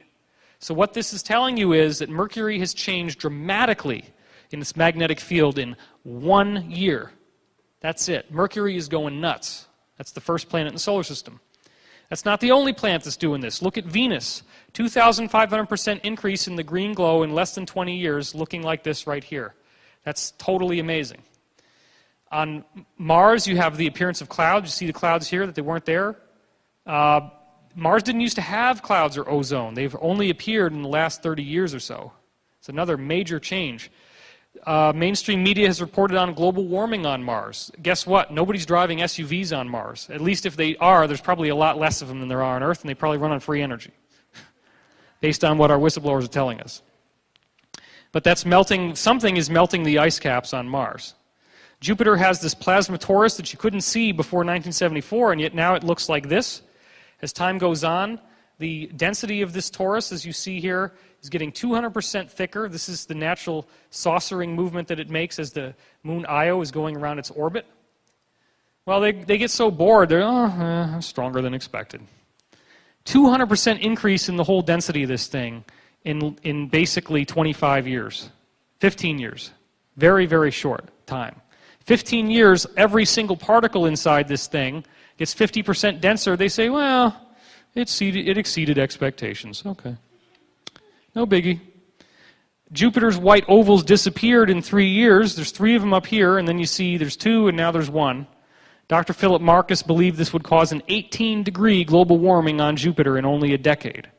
Well, guess what? It's a decade later, and now Jupiter is having raging heat thunderstorms that they're calling global upheaval, just what he predicted would happen. These are infrared heat signatures that were not there before, much higher intensity. Now, you camera guys, can you shoot either one of these? Because I'm just realizing that over here we have light on that slide, and over here we don't have any light, and so that's a better one for me to be using my pointer on. So I think I'm going to switch over to this one now. Oh. Somebody throw stones at the idiot here. All right, never mind. Let's keep going. The storms appeared during a dramatic planet-wide disturbance that's ongoing on Jupiter. It's yet to be explained, but it's changed the color of the stripes. Storms are probably tied in with a global upheaval. Io's ionosphere, the moon that we were showing you before, 1,000% higher. That's all the charged particles which are coming from the sun. It's unexpected. This is ridiculous. This is our entire backyard. I've showed you every planet. Mercury's having magnetic tornadoes. Mercury is having so much change that in 1 year it's gone nuts. Venus is having a 2,500% increase in its green glow. Mars is having global warming and ozone in the atmosphere and clouds that weren't there before. Now you're going out to Jupiter, you're seeing this plasma torus show up, all the particles are getting bigger, there's more and more of them. You look at the moon Io, it's the same thing, ionosphere is 1,000% higher. The surface has gotten 200% hotter, 3 times hotter than Mercury. How did that happen? Surprised? Well, yeah, we can't explain it. Okay. Europa is much brighter than expected. This is what they thought it would look like based on what it used to look like, and this is what they actually got. Look at all that light. Ganymede, same thing, 200% brighter. 1,000% increase in its density of its atmosphere. Saturn's plasma torus, 1,000% denser, same thing, short period of time, basically 12 years. Aurora are being seen in the polar regions of Saturn. Here's another new thing, that's heat that wasn't there before. Massive X-rays were seen for the first time near the equator of Saturn in 2004. Uranus was featureless as a cue ball in 1986, but look at what happens to it by 99. Dr. Eric Karkoschka finally has some of the childlike enthusiasm we really should see. These are really big, big changes, man. Check it out, it's incredible. It's been hit by huge storms, dude. So he's finally got it right. Seasonal brightness changes not well understood. Moving on. That's the official NASA report. Uranus 2004 is even brighter. Now I'm going to superimpose the original over what you got here. Look at how much this is changing. All that stuff is new. That's all this bright stuff that wasn't there before. Well, guess what happens when you go out to Neptune? Exactly the same thing. This is what it looked like in 1989. This is what it looks like in 1996. 0 degrees, quarter rotation, half rotation, three-quarter rotation. Dum, dum, dum, dum, dum. Now we go up to 1998, you see that there's more brightness coming in, but look at what happens in 2002. It's gone 40% brighter in near-infrared, which is just above visible light. If you could see this spectrum, this is what it would look like. To the naked eye, it's not changing that much, but this is only barely above what our eyes can see as visible light. So now I'm going to show you what it looks like as it goes from 89 to 2002. Watch. Watch the bottom. Look at how much it's changing. Do Do you think this is just a random thing that's being caused by the tilt of the equator of the planet relative to the sun? No. It's a planet-wide, solar system-wide effect.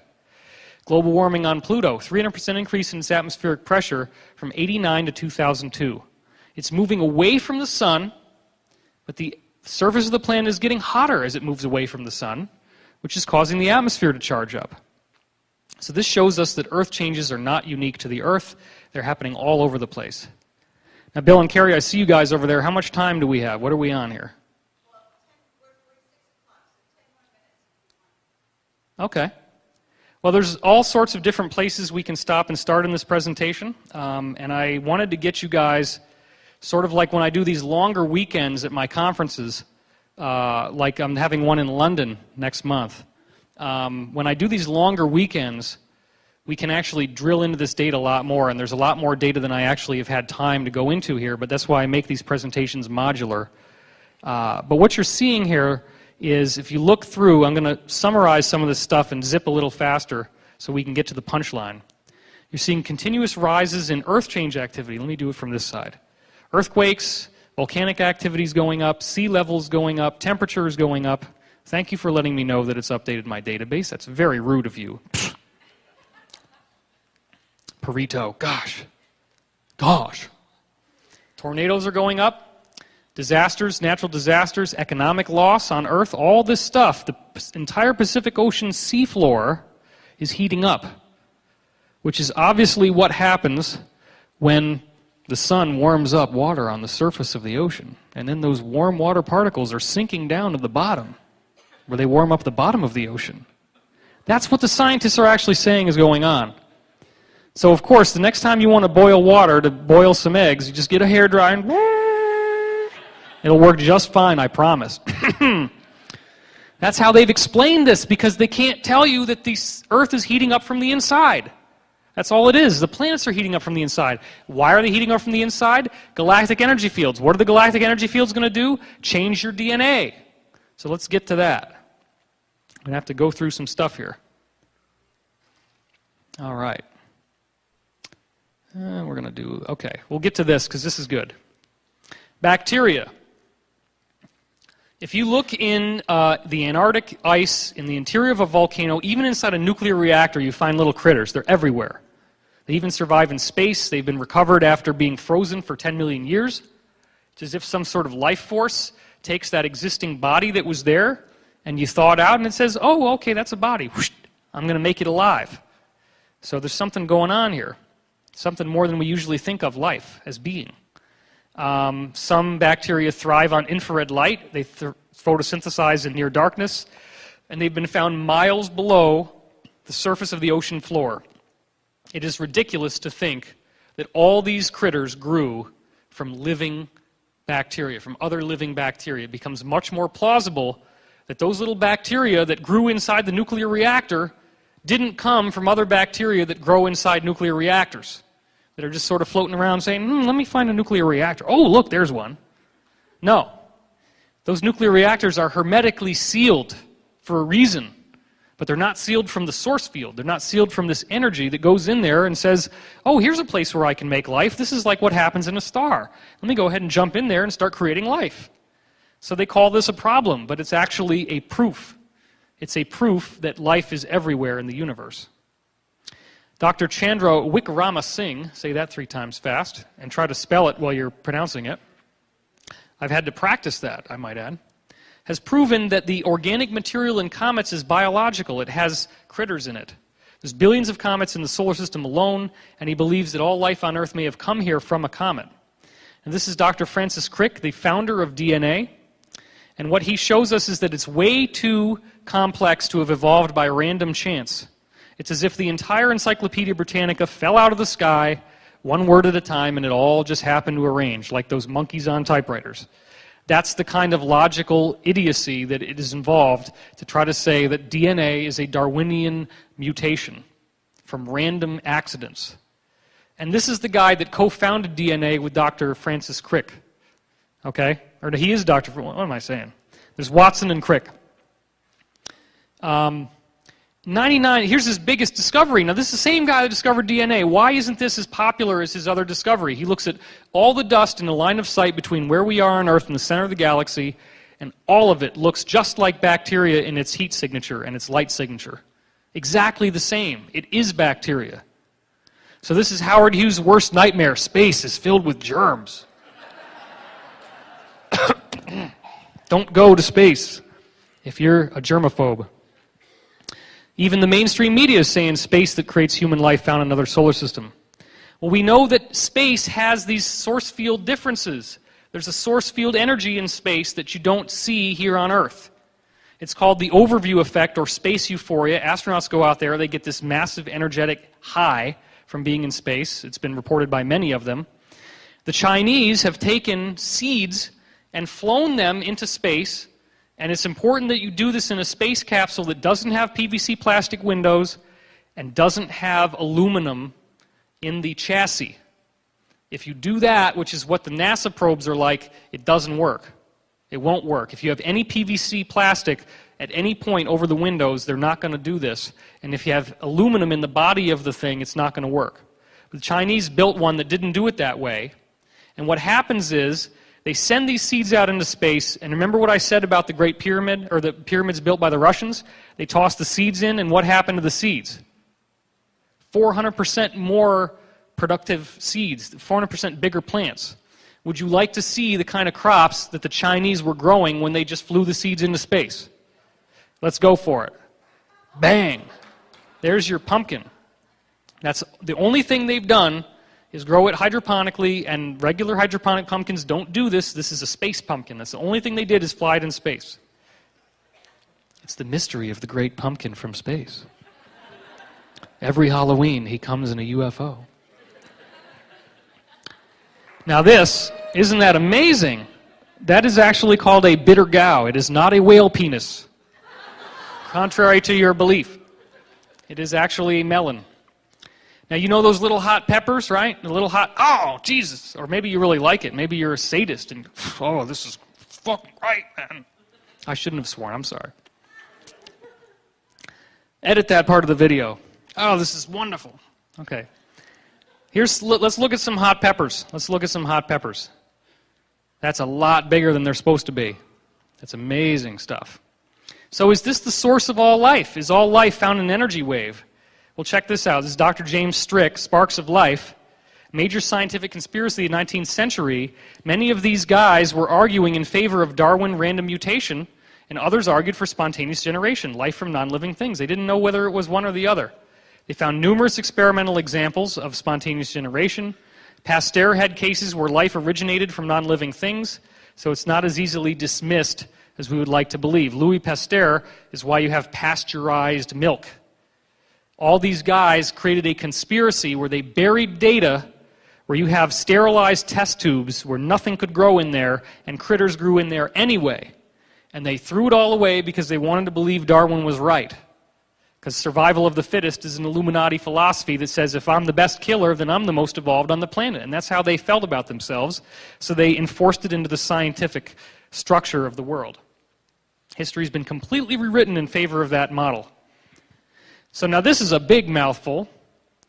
And here's the guy's name, which is also a big mouthful, Professor Pacheco. You can find this on orgone.org. It's very simple. What he did is he takes beach sand, puts it inside a test tube, and then or before that, he takes beach sand and he heats it up to white-hot luminescence. It's literally white-hot. Then he takes that sterilized beach sand and he throws it into a sterilized test tube with sterilized distilled water in a vacuum, so there's no way anything could have gotten in there. 5 days later, this scum has grown on top of the test tube. He scrapes it off and looks at it under a microscope. Would you like to see some of the little things that he saw in there? Let's go for it. This is the first one. It looks like a little brain. Here's something that looks like it might be part of perhaps a sea vegetable, like one of the leaves broke off when he put it under the microscope. Let's look up close on that little guy and tell me if you think this is biological. Where did his DNA come from? All that was sand. There was nothing else in there. He sterilized the sand, sterilized the water, sterilized the air, and yet this little critter grew in there. And that's just one part of a bigger plant. There's other pictures where you see the plant. Here's another one that looks like a red blood cell. Here's one that looks like a white blood cell or a leukocyte. But here comes, drum roll please, the bomb diggity. This little guy probably has 20 to 30,000 genes, which is about the same as you. It's similar to little roundworms and stuff. This guy has a very complex DNA structure because he has a defense system, he has a head, he has a mouth, he probably excretes out here somewhere, which is too much information. But there he is. Where did his DNA come from? His DNA is in space. It's everywhere. The DNA wave says, oh, this is the silica basis of sand. I need to build little sea creatures in this stuff. Just like when it's inside the nuclear reactor, it says, oh, this is radioactive. I need to build radioactive bacteria in here. Life is being created everywhere it goes. But it even goes beyond that. Now, this really blew me away. Check this out. National Geographic, February 15th, 2009, found identical species at the North and South poles, but only at the poles. That's the only place you find them. They tried to explain it as maybe they're ships that go from the South Pole to the North Pole. They analyzed every single ship in the world. None of them do this at all. So, they found 235 different species that are identical at both poles. They were startled. They didn't know what the heck was going on. This includes whales, worms, and crustaceans. Very weird crustaceans, as you're about to see. Exactly where these species came from and how they ended up a world apart with comparatively warm oceans in between remains a mystery. So they don't know what the heck these guys are, how they got there, they don't have any idea. Would you like to see some of these creatures that emerge directly from the consciousness field? Let's go for it. They're very strange looking things. This is called Limacia helicina. It's this very strange, it looks kind of like a snail, but it's got these fans on it like a squid. It's a very weird looking thing. This is called Silone limacina limacina, another very strange looking little creature. This one is Gaetanus bravispinus. This is a crustacean of some kind.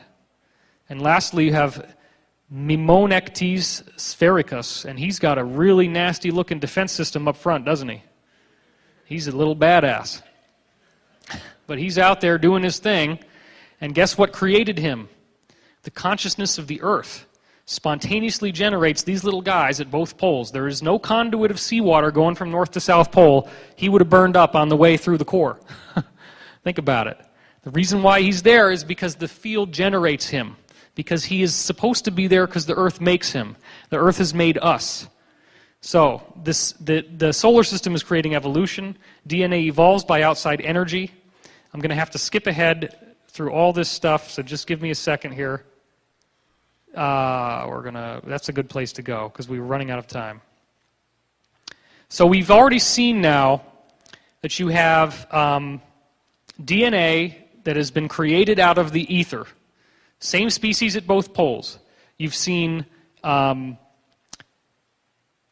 the little guys that grow in the test tube from nothing more than distilled water and sterilized sand, and there's this little scum that grows on top, and you look at it under a microscope, and boom, here's these little critters. What about DNA changing from one form to another? What about transforming DNA from one form to another so that you have the given genetic material of one species and it transforms into something else? Well, Conchazin is the guy here, and there's a lot of different ways to pronounce his name. Most recently, I've seen it spelled Chang. C-H-I-A-N-G is his first name. So there's many different spellings of this guy's name, which makes it extremely difficult to find his work online, unfortunately. So what he does in this anatomically correct diagram is he's got your duck over here. You can see the feathers and the head. Oh, there he is. And over here you have a perfectly described chicken. Obviously, I'm being facetious. And what you have here is these little funnels that are built into the side of a little pentagonal box, and he zaps this little duck with microwaves, and all the microwaves go through these copper pipes from one room to another. If you talk in here, you'll hear it in here. It's air that can pass through. He's zapping it with microwaves, which are not going to kill the duck. It just kind of zaps his energy field enough to make it resonate, make the DNA resonate. And over here you have a chicken that has eggs in its womb. So now I want you to look at the physiology of a duck. Notice the long beak, the webbed feet, the longer neck, the larger internal cavity of organs, whereas a chicken, by comparison, this is not what they looked like when they came out, by the way. That's just to fool you. I actually found this when I was looking for the picture of the chicken with the webbed feet, and then I found him with ducks, or her with ducks, and I'm like, wow, isn't that a synchronicity? So anyway, look, shorter beak, no webbing between the toes. This is what actually hatched. These are called duck hens. You see webbing between the toes. You see this strange-looking head. We can get a better look at it here. The eye's position is different. You get the duck-shaped head, the longer beak, the webbing between the toes. Now here's the stats. He zapped a total of 500 eggs, 480 of them hatched. 80% had a flat duck-shaped head like you just saw. 90% had the shift in the position of the eyes. 90%. And 25% had webbing appear between the toes. This is a Chinese scientist who did this. It's an amazing piece of research. You go from this, and you blend it with this, and you get duck hens that are half and half. It's an amazing phenomenon. So if you've ever wondered what the heck is the duck-billed platypus, maybe it just so happens that a bunch of ducks and a bunch of moles got together and did that which we cannot speak of in polite company. And God got so angry that he smited them with a lightning bolt, and then they had lots of little babies, and the babies are like, Daddy, Mommy, oh wow, what the hell am I? That could have been what happened. Or maybe God just has a weird sense of humor. Garyev is where we get to the final point that's going to help round out the whole talk. DNA transformation. You have frog eggs, okay? The frog eggs are laid, and they're all sitting there, and then you have a salamander's eggs, and you take a laser beam that's not going to burn them, it's not going to kill them, it just picks up the wave information from the salamander. You take those salamander eggs, you shine the wave through it, you redirect the wave into the frog eggs. Guess what happens to the frog's eggs? You get a complete metamorphosis. The genetic material of the frog's eggs becomes cannibalized by the wave of the salamander. Cannibalized is maybe a strong word to use, but it gobbles up all the genetic material that was going to make a frog and totally rewrites the code and transforms it into a salamander's body. And it happens in one generation. You have eggs that come out of a frog's body, and they turn into a completely different species. That doesn't take very long. It's instantaneous energetic change. And so what we're seeing is this is the engine of evolution. This is what the solar system is doing to us. The solar system's energy that's causing all the planets to charge up is the same as the energy of the laser that goes through the salamander and shines into the frog, transforms the frog eggs into salamander eggs, and they become healthy adult salamanders that can breed with each other. They don't get all these genetic problems when they get older. They don't have the complications associated with genetic cloning, of the genetic conundrum that you have with Dolly the sheep, where like the feet go bad as she gets older. So again, I want to have you look once more at the fossil record, this 26 million year cycle. Why do you think it's happening in such regular intervals of 26 million years? This is Rope and Sepkoski. Why do you think they found another cycle that's 62 million years long? What do these zones actually represent? Well, here's what we're going to talk about to cap off the whole talk for you. Galactic bioenergy fields may be responsible. We now know, thanks to Dr. William Tift, that even though most scientists associate redshift, which is just a microwave frequency, that's all it is microwave light. They associate redshift with distance. Tift has looked, and his colleagues and people that have followed after him, have looked at hundreds and hundreds and hundreds of galaxies. And every single galaxy that they look at has a structure like this. Okay, what you're seeing here is this is high-intensity redshift or high-intensity microwaves, and then it goes lower and lower as you go out. So these frequency changes are very regular. This is within a regular galaxy now. And what's happening is, you can see another example of it here. These are redshift structures. You see the layers. What's happening, we know from Dr. Rosine Lallement, and here's the link down at the bottom, you can verify this. She thinks it's only a coincidence, but what she sees is that the local interstellar medium, the clouds that are around our solar system, are moving directly away from the center of the galaxy. They are expanding away from the center of the galaxy. So what we're seeing now is that these guys, these clouds in the galaxy, are going to be expanding away from the center in regular intervals, just like Lallement discovered. This appears to have the energy from the galaxy that reprograms all DNA and all life on Earth. Now I ask you this, if you have these 62 million year cycles in the fossil record, if you have 26 million year cycles in the fossil record, if you have these striated, evenly different frequencies of microwave energy in the galaxy, if Dr. Rosine Lallement has proven that the clouds are flowing at us directly from the center of the galaxy, then don't you think maybe, just maybe, interplanetary climate change is being caused by galactic energy fields, which are squeezing in the heliosphere, making it 25% smaller, shooting in particles to the solar system, causing all of the planets to get charged up, hotter, brighter, more magnetic, and that energy actually has the DNA wave information to transform every living species on this planet into the next level, because guess what? This is a 62 million year cycle, and the last time it fired up was 65 million years ago. This is probably off because of the variations in the influx of solar radiation. We're at the end of the cycle right now. Now there's one thing that we're going to end with, and that's the final proof that's going to make this all come together for you. I can prove to you that human evolution is already doing what we expect it would do based on interplanetary climate change, based on the science I've showed you. I have the scientific proof that you are actually evolving genetically based on this science. Check this out. John Hawkes, University of Wisconsin anthropologist, studied evolution in human beings called positive selection.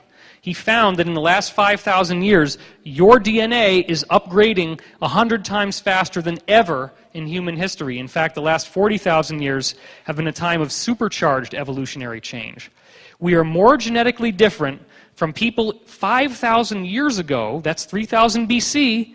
That's the time of things like the Sumerians, and that's the time of the Indian Hindu scriptures.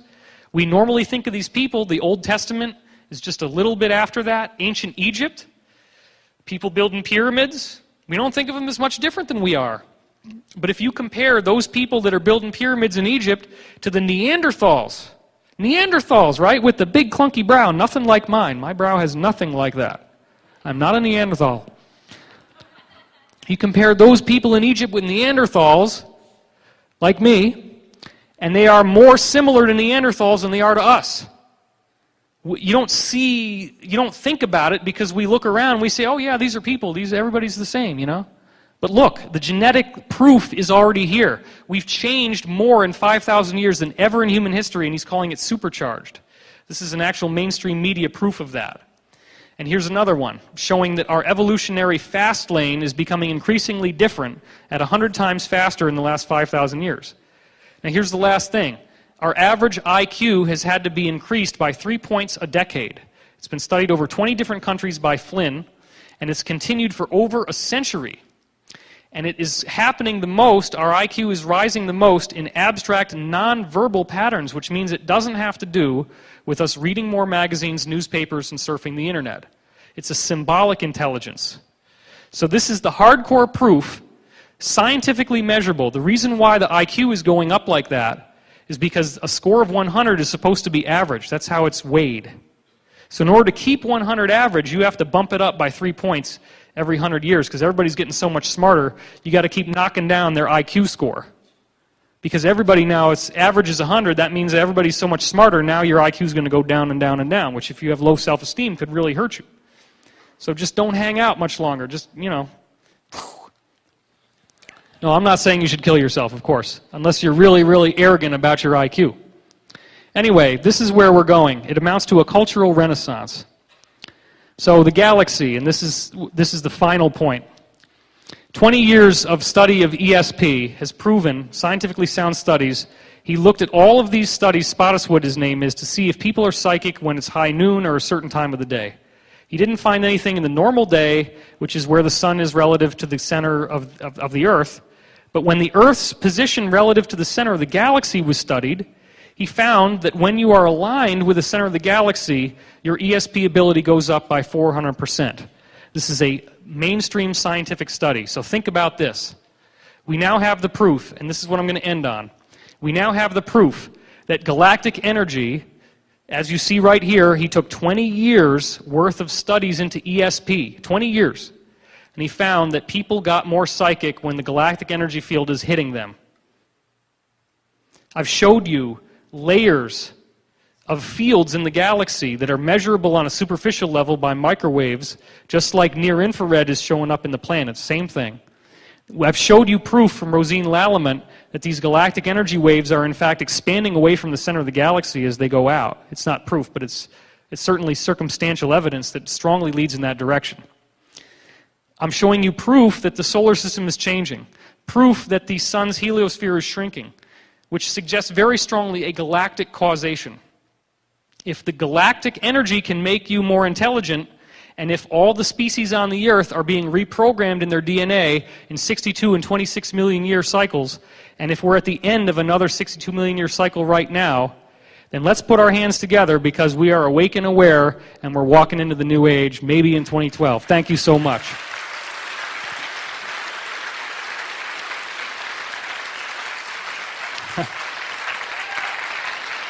All right, I got a standing O, baby, standing O.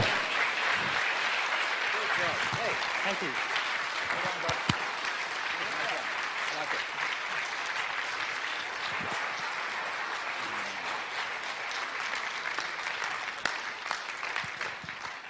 I'm glad you liked it. Okay. David, thank you. That was absolutely superb, as usual. And wish we had more time for you, actually. David Wilcock, ladies and gentlemen, and thank you very much for staying with us all this time, being so patient.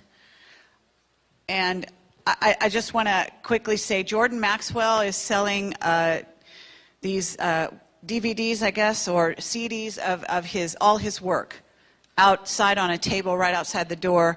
And that's the way you can support his work. And believe me, he needs all the support he can get. So your donations, even buying this and showing, pledging your support monetarily is very helpful. To all our witnesses, to everyone who's been on the stage today, I just want to say that most of whom have donated their time to come to Camelot and speak to you. We are going to try to reimburse them at the other end of the monetary scale here when we figure out whether or not we really did make money. I know we're clear as far as the initial deposit and all that, so you guys made that possible. So we did break even and we went beyond that. I don't know how far beyond, but it's really a wonderful thing, and thank you so much for that.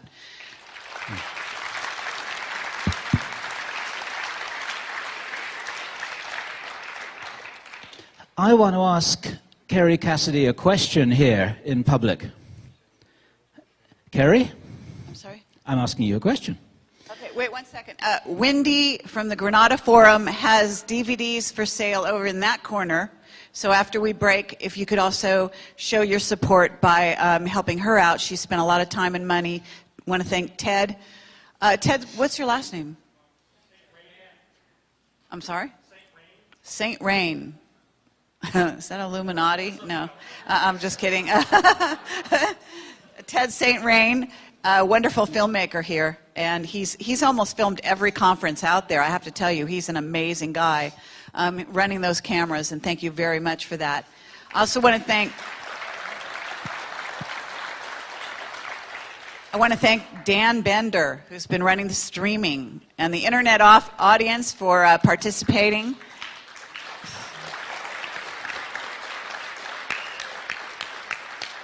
And if there's so many people to thank for this conference. I want to thank, I want to thank Don Bogatz, who is our investor who made this possible, and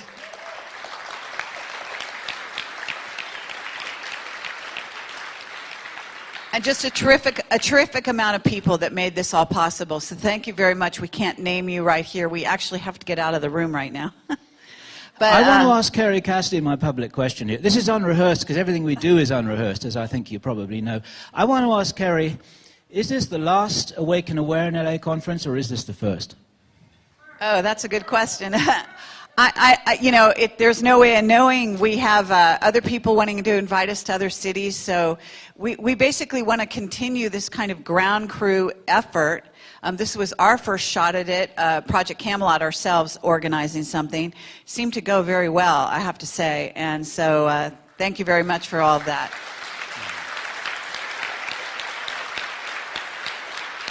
And be our guests if you want to organize a conference. Apparently Europeans are doing it in 1 week. So, there's your challenge, all right? You don't have to have 400 people in a room to have a conference. 40 people in a room is a conference. Pick up this ball and run with it. You don't have to wait for us to do something and then you will come along and sit in the audience and then we all have this kind of weekend experience. You can do this yourselves. As David said very, very eloquently, there's nothing special about him. There's nothing special about us, but we're very committed. I am pretty amazing, though, you got to admit. We're very committed. We're very determined. And we feel that we're here for some kind of a purpose, and we're figuring it out as we go along. We know from having talked with you privately that many of you feel the same thing. So whatever you want to do, just start it. And you never know what the future is going to hold. We encourage you to do what we have done and to spread this torch as far as wide as you possibly can do. Okay, I want to say we're all special, and everyone has special gifts, and just find your gifts and give to the world, and we'll be an amazing, amazing race of beings, as we already are. Let's demonstrate it.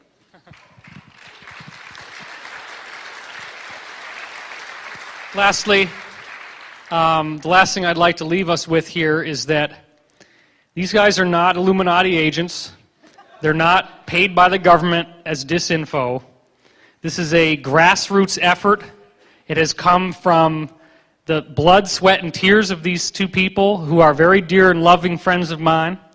And I am so honored to be here, and I'm so glad you guys invited me. And I would like to say that all of your donations out there make it possible that all the content Project Camelot gives you is free. Even the conferences are free on the internet. All the videos are free. They've never even charged for anything they've done. It's 100% reliant upon either you showing up here at a conference and paying for the conference, or even better, sending in donations so they can continue to do what they're doing.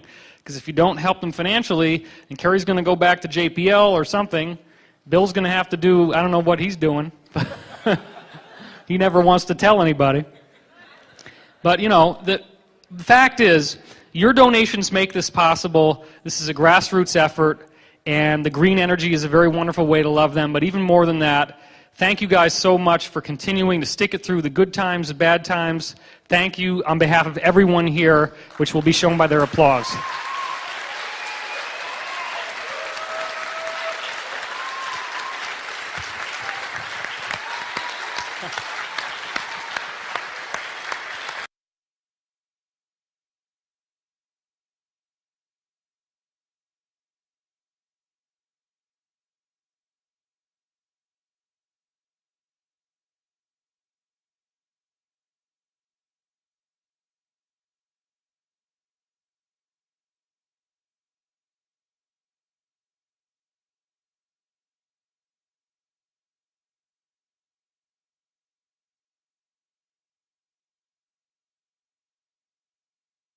Geometry that makes this energy field of the time field I'm talking about function. It's all based on geometry, which is more complex than we're going to do in this presentation. But the time field is something which not only affects the passage of linear time, it also affects the health of your body. The more of this time field is flowing through your body, the healthier you're going to be. And paradoxically, the slower you're going to age. It's when the flow of the time field stops that you move out of eternity, that you move out of timelessness. It's when time stops flowing through you that you stop being an eternal being and you begin aging. Remember that scientific study that Deepak Chopra talked about in Ageless Body, Timeless Mind, where he gets a bunch of elderly people, and he puts them in a room where it has the magazines of 40 years ago, it has the radio broadcasts, it has all the furniture, everything. What he found was that within a very short period of time, all these people had a remarkable turnaround where they started reverse aging. They actually started getting younger in a way that is molecularly, biologically provable. That's because the time field started flowing again. They started to have hope. The time field is that which gives you inspiration. If you want to know whether the time field is really flowing through you or not, You can tell because you will be in a state of uplifting gratitude and positive emotion. It is a scientific fact that the more that your mind goes into that state of resonance, of positive attitude, of fearlessness, of courage, you are causing time to flow through you faster, which means you have the power of eternity at your fingertips, which means you are at the forefront of the human evolutionary process.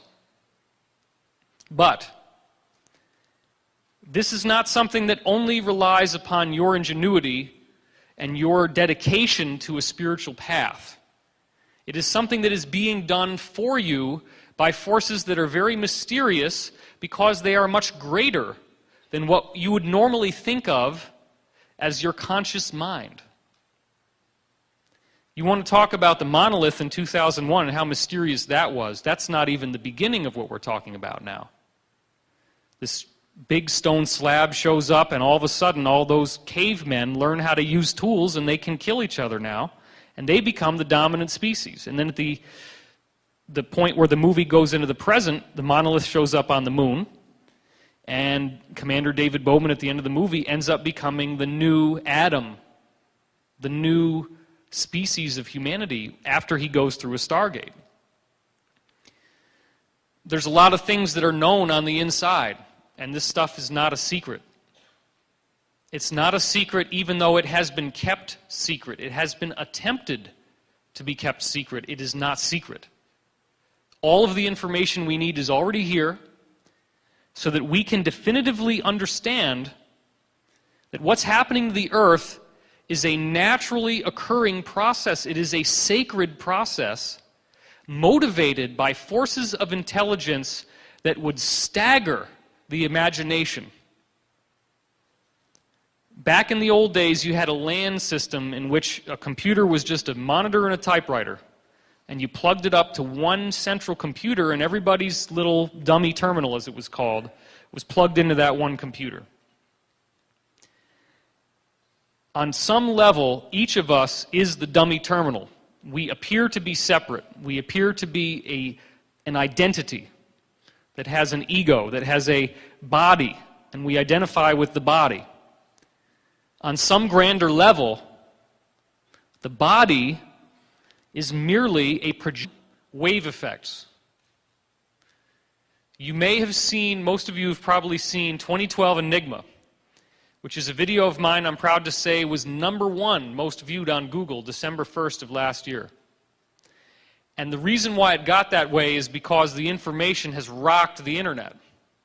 It has led to my getting the starring position on a sci-fi documentary coming out in November on Sci-Fi Network. It's led to Penguin contacting me to write a book based on the video, one of the biggest publishing companies out there. It's led to my working with, I'm going to say this now publicly, Jim Hart, who wrote the movie Contact with Jodie Foster. That's our screenwriter. Thank you.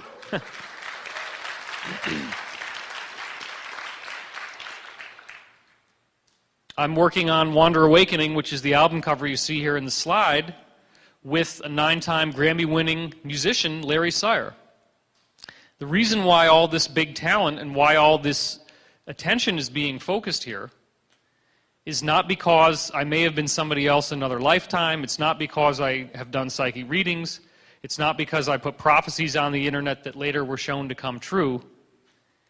The biggest thing that I bring to the planet right now is to simply look at ancient prophecies that we know to exist, that we can document in great detail, and to then give a scientific framework for these prophecies on such an advanced level that we're looking at things in an entirely different way. So let's get back to 2012 Enigma for a minute. Most of you have seen that video. You may remember that I discuss an experiment that was conducted in which a tiny, what's called buckyball, was shot through a grating, and the grating is 100 nanometers wide. The buckyball itself is only about 1 or 2 nanometers wide. It goes through the grating and it turns into a wave. The buckyball itself, which is supposed to be a macroscopic object, goes through this little slit, and for whatever reason it turns into a non-local wave. Now, what does quantum non-locality really mean? It means that you don't know where the wave is in space. You also don't know where the wave is in time. Quantum non-locality shows that the more you try to find out where it is in time, the less you can find it in space. The more you try to find out where it is in space, the less you can find it in time. And if you look at the quantum physics equations, it's well known in quantum mechanics, the time has to be both backwards, forwards. It has to be completely nonlinear in the traditional sense. Albert Einstein has given us the theory of relativity. The theory of relativity is going to tell you that when you travel through space, it's not empty space. What did Einstein call space? He didn't call it space, he called it space-time. The reason why he called it space-time is that he said you're moving through something that makes time start running faster as you go through space. So that you could literally be inside a spaceship, leave the Earth for 2 weeks, flying at the speed of light, come back, and it's 500 years later. We know that this has been proven. It actually was done on jumbo jets flying in the highest altitude they could, where they had little watches on them, or little radioactive timekeeping devices, and they found very subtle but definite changes in the speed of time just based on the velocity of a jet going around Earth orbit. So imagine what happens when you go up towards light speed. Now, this is a proven principle in physics. As you move through space, you're also moving through the so-called time fabric. The space-time fabric, as Einstein called it.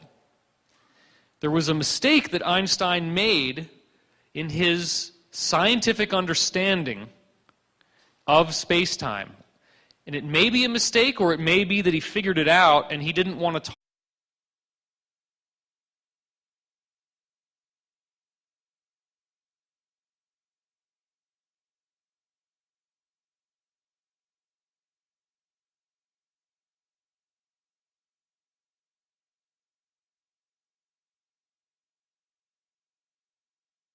David Wilcock is a really stellar individual, as everyone here knows, and we thank him very much for being who he is and for putting himself in such a dedicated place to serve humanity with his life, and we honor him for that, and we stand right at his side. Okay, so that doesn't mean we agree on everything or how it'll roll out or this or that, but in the main, we agree, all right? And we're very happy to present him here today. David Wilcock. Thank you. Thank you. Thank you, Carrie. All right, we do have a lot of material to cover. We don't have a lot of time. How many people here need a bathroom break, or are you ready to just keep going? Just go? All right. Now, you video guys, do you need me to wear a lavalier mic for the video recording? Or you're okay? All right. The other thing is, if you guys are doing this live streaming, can you cut back and forth between my slides and my face as it's going out live? Can you do that? Okay. Because there's going to be a lot of slides, and they will go fairly quickly.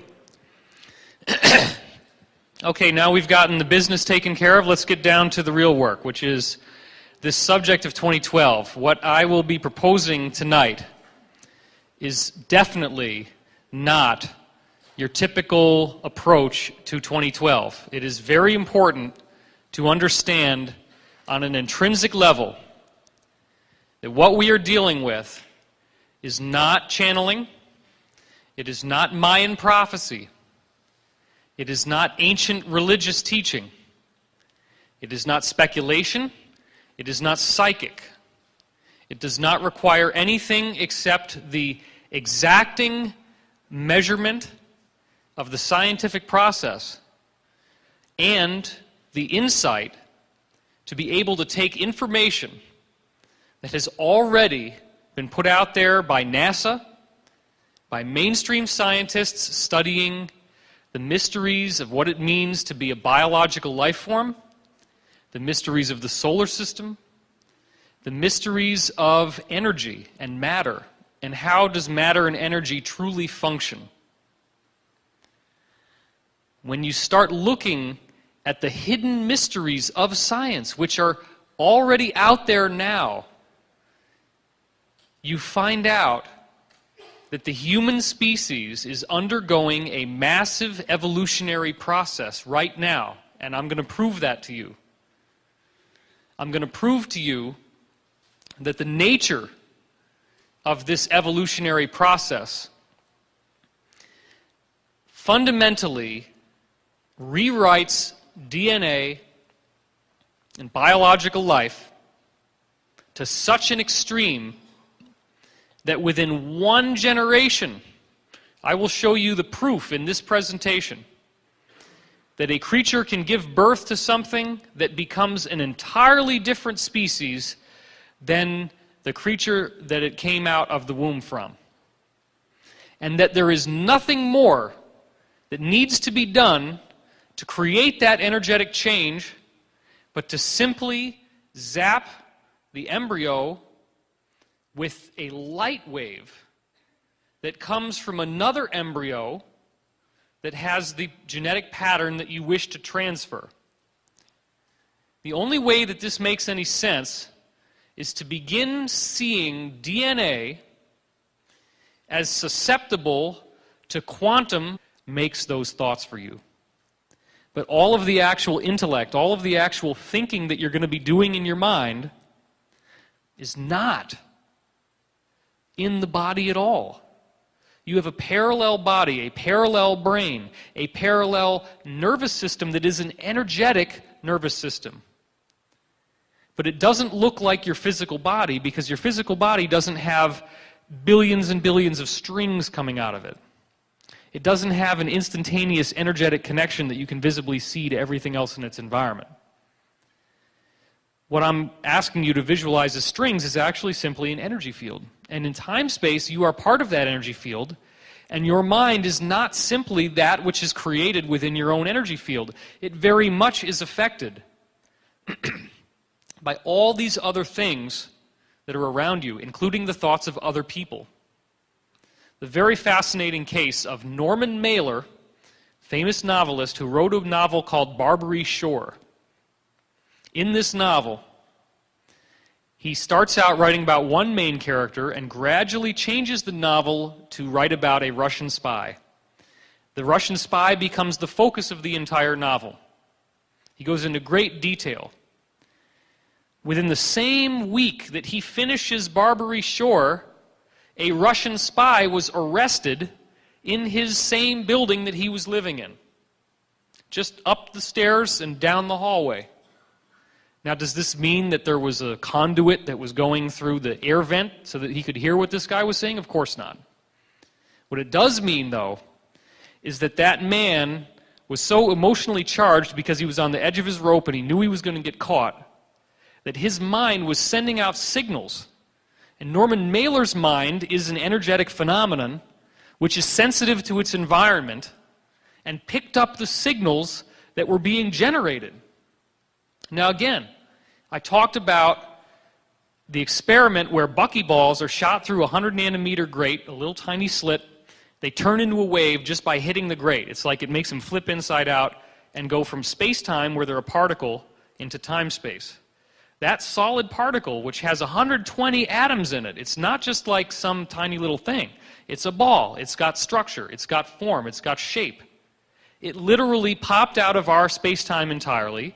It flipped over into a realm where time is three-dimensional, space is one-dimensional, and it smears out. It's partly in the past, it's partly in the present, it's partly in the future. And in that state, it looks like a wave because you can't measure where everything is anymore. So now get a load of this. The DNA molecule is only slightly wider than a buckyball, which means the DNA molecule is also subject to quantum effects, in which the molecules within your DNA are phasing between being here in space-time and being in time-space, where they actually are stretched out through linear time. And they're sensitive to all the other energy fields around them. Now again, this is science. All we're doing is we're starting with Einstein's relativity. We're saying that as you move through space, you move through time. The faster you move through space, the faster you're traveling through time. In time-space, you can move not just into the future, but into the past as well, depending on what direction you're traveling. The Russians have identified the time field, which means that if you speed up the time field in a small area, time will run faster or slower in that area compared to everything else around it. And they've got lots of experiments with little wristwatches and stuff where they put them in the time field, and the time field makes it speed up or slow down. Now, pyramids are one of those things that will make those watches change speed. So a pyramid is an actual symbol of something that will cause change to occur. The pyramid is a symbol, but it's also a technology. It's also a machine. The symbol of the pyramid is that which is reaching up. It's something that's reaching for the heavens. It represents geometry, and there is talk about what he discovered.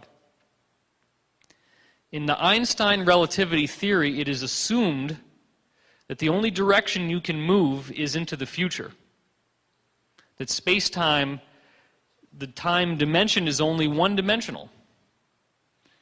But we actually now know from the physics of Dewey Larson, which you'll also see on my 2012 Enigma video, that the whole way that the quantum world is being built is that there is a domain in which time, as we think of it, is three-dimensional, and space, as we think of it, is one-dimensional. And that world is constantly interchanging energy back and forth with space-time. We call it time-space over there. It's space-time over here. So this time-space realm over there is sending energy into space-time and is pinging back and forth, and that's what creates matter. The reason why this is important is that if you can get over into time-space, then you can actually travel a physical distance and return to space-time, and you have now time traveled. And it's not just the future. You can actually travel into the past. If you're traveling in the direction that the Earth is rotating, and you travel ahead of where the Earth was rotating when you left, you're going to end up in the future. Because you now re-emerge in space-time ahead of where the Earth was on its timeline when you left. If you travel west, that's into the past. East is the future, west is the past. And again, it's going to sound ridiculous, and for those who are uneducated, they'll blast me on the internet and say that I'm full of it. But the fact of the matter is, this is very much provable stuff. I've had people write me and say that the science in 2012 Enigma is ridiculous. Well, go to reciprocalsystem.com, read Dewey Larson's books, because there's several of them, and find out for yourself how he breaks down every single problem in quantum mechanics and shows you got to have three-dimensional time. So all we're saying is, if you can get over into time-space, it's going to look like everything does here, because every atom and molecule around me right now is here because it's exchanging with time-space. So there's time-space stuff in every place around me. That means all this stuff exists as a parallel structure in a parallel universe. And when you go over there, it becomes your three dimensions of space. It's going to look the same because the energy of it is the same energy that's here in space-time. Now here's where it gets really confusing, if it's not already confusing. See, my mind, I don't have to worry about this stuff. It comes in very naturally. You actually have an energetic pair to your physical body, which is in time-space, okay? But there are all these bonuses that your energy body has in time-space that your physical body doesn't have here. What I'm literally telling you is that every nook and cranny, every little funny fold of your brain exists as a parallel, energetic structure that is coupled with the cells in your brain, that interfaces with the cells in your brain, that interfaces with every molecule of DNA in your body. And that is where all thought processes are actually occurring. They're not occurring in your nervous system at all in terms of intellect. The body does produce certain forms of thought. You have an autonomic nervous system.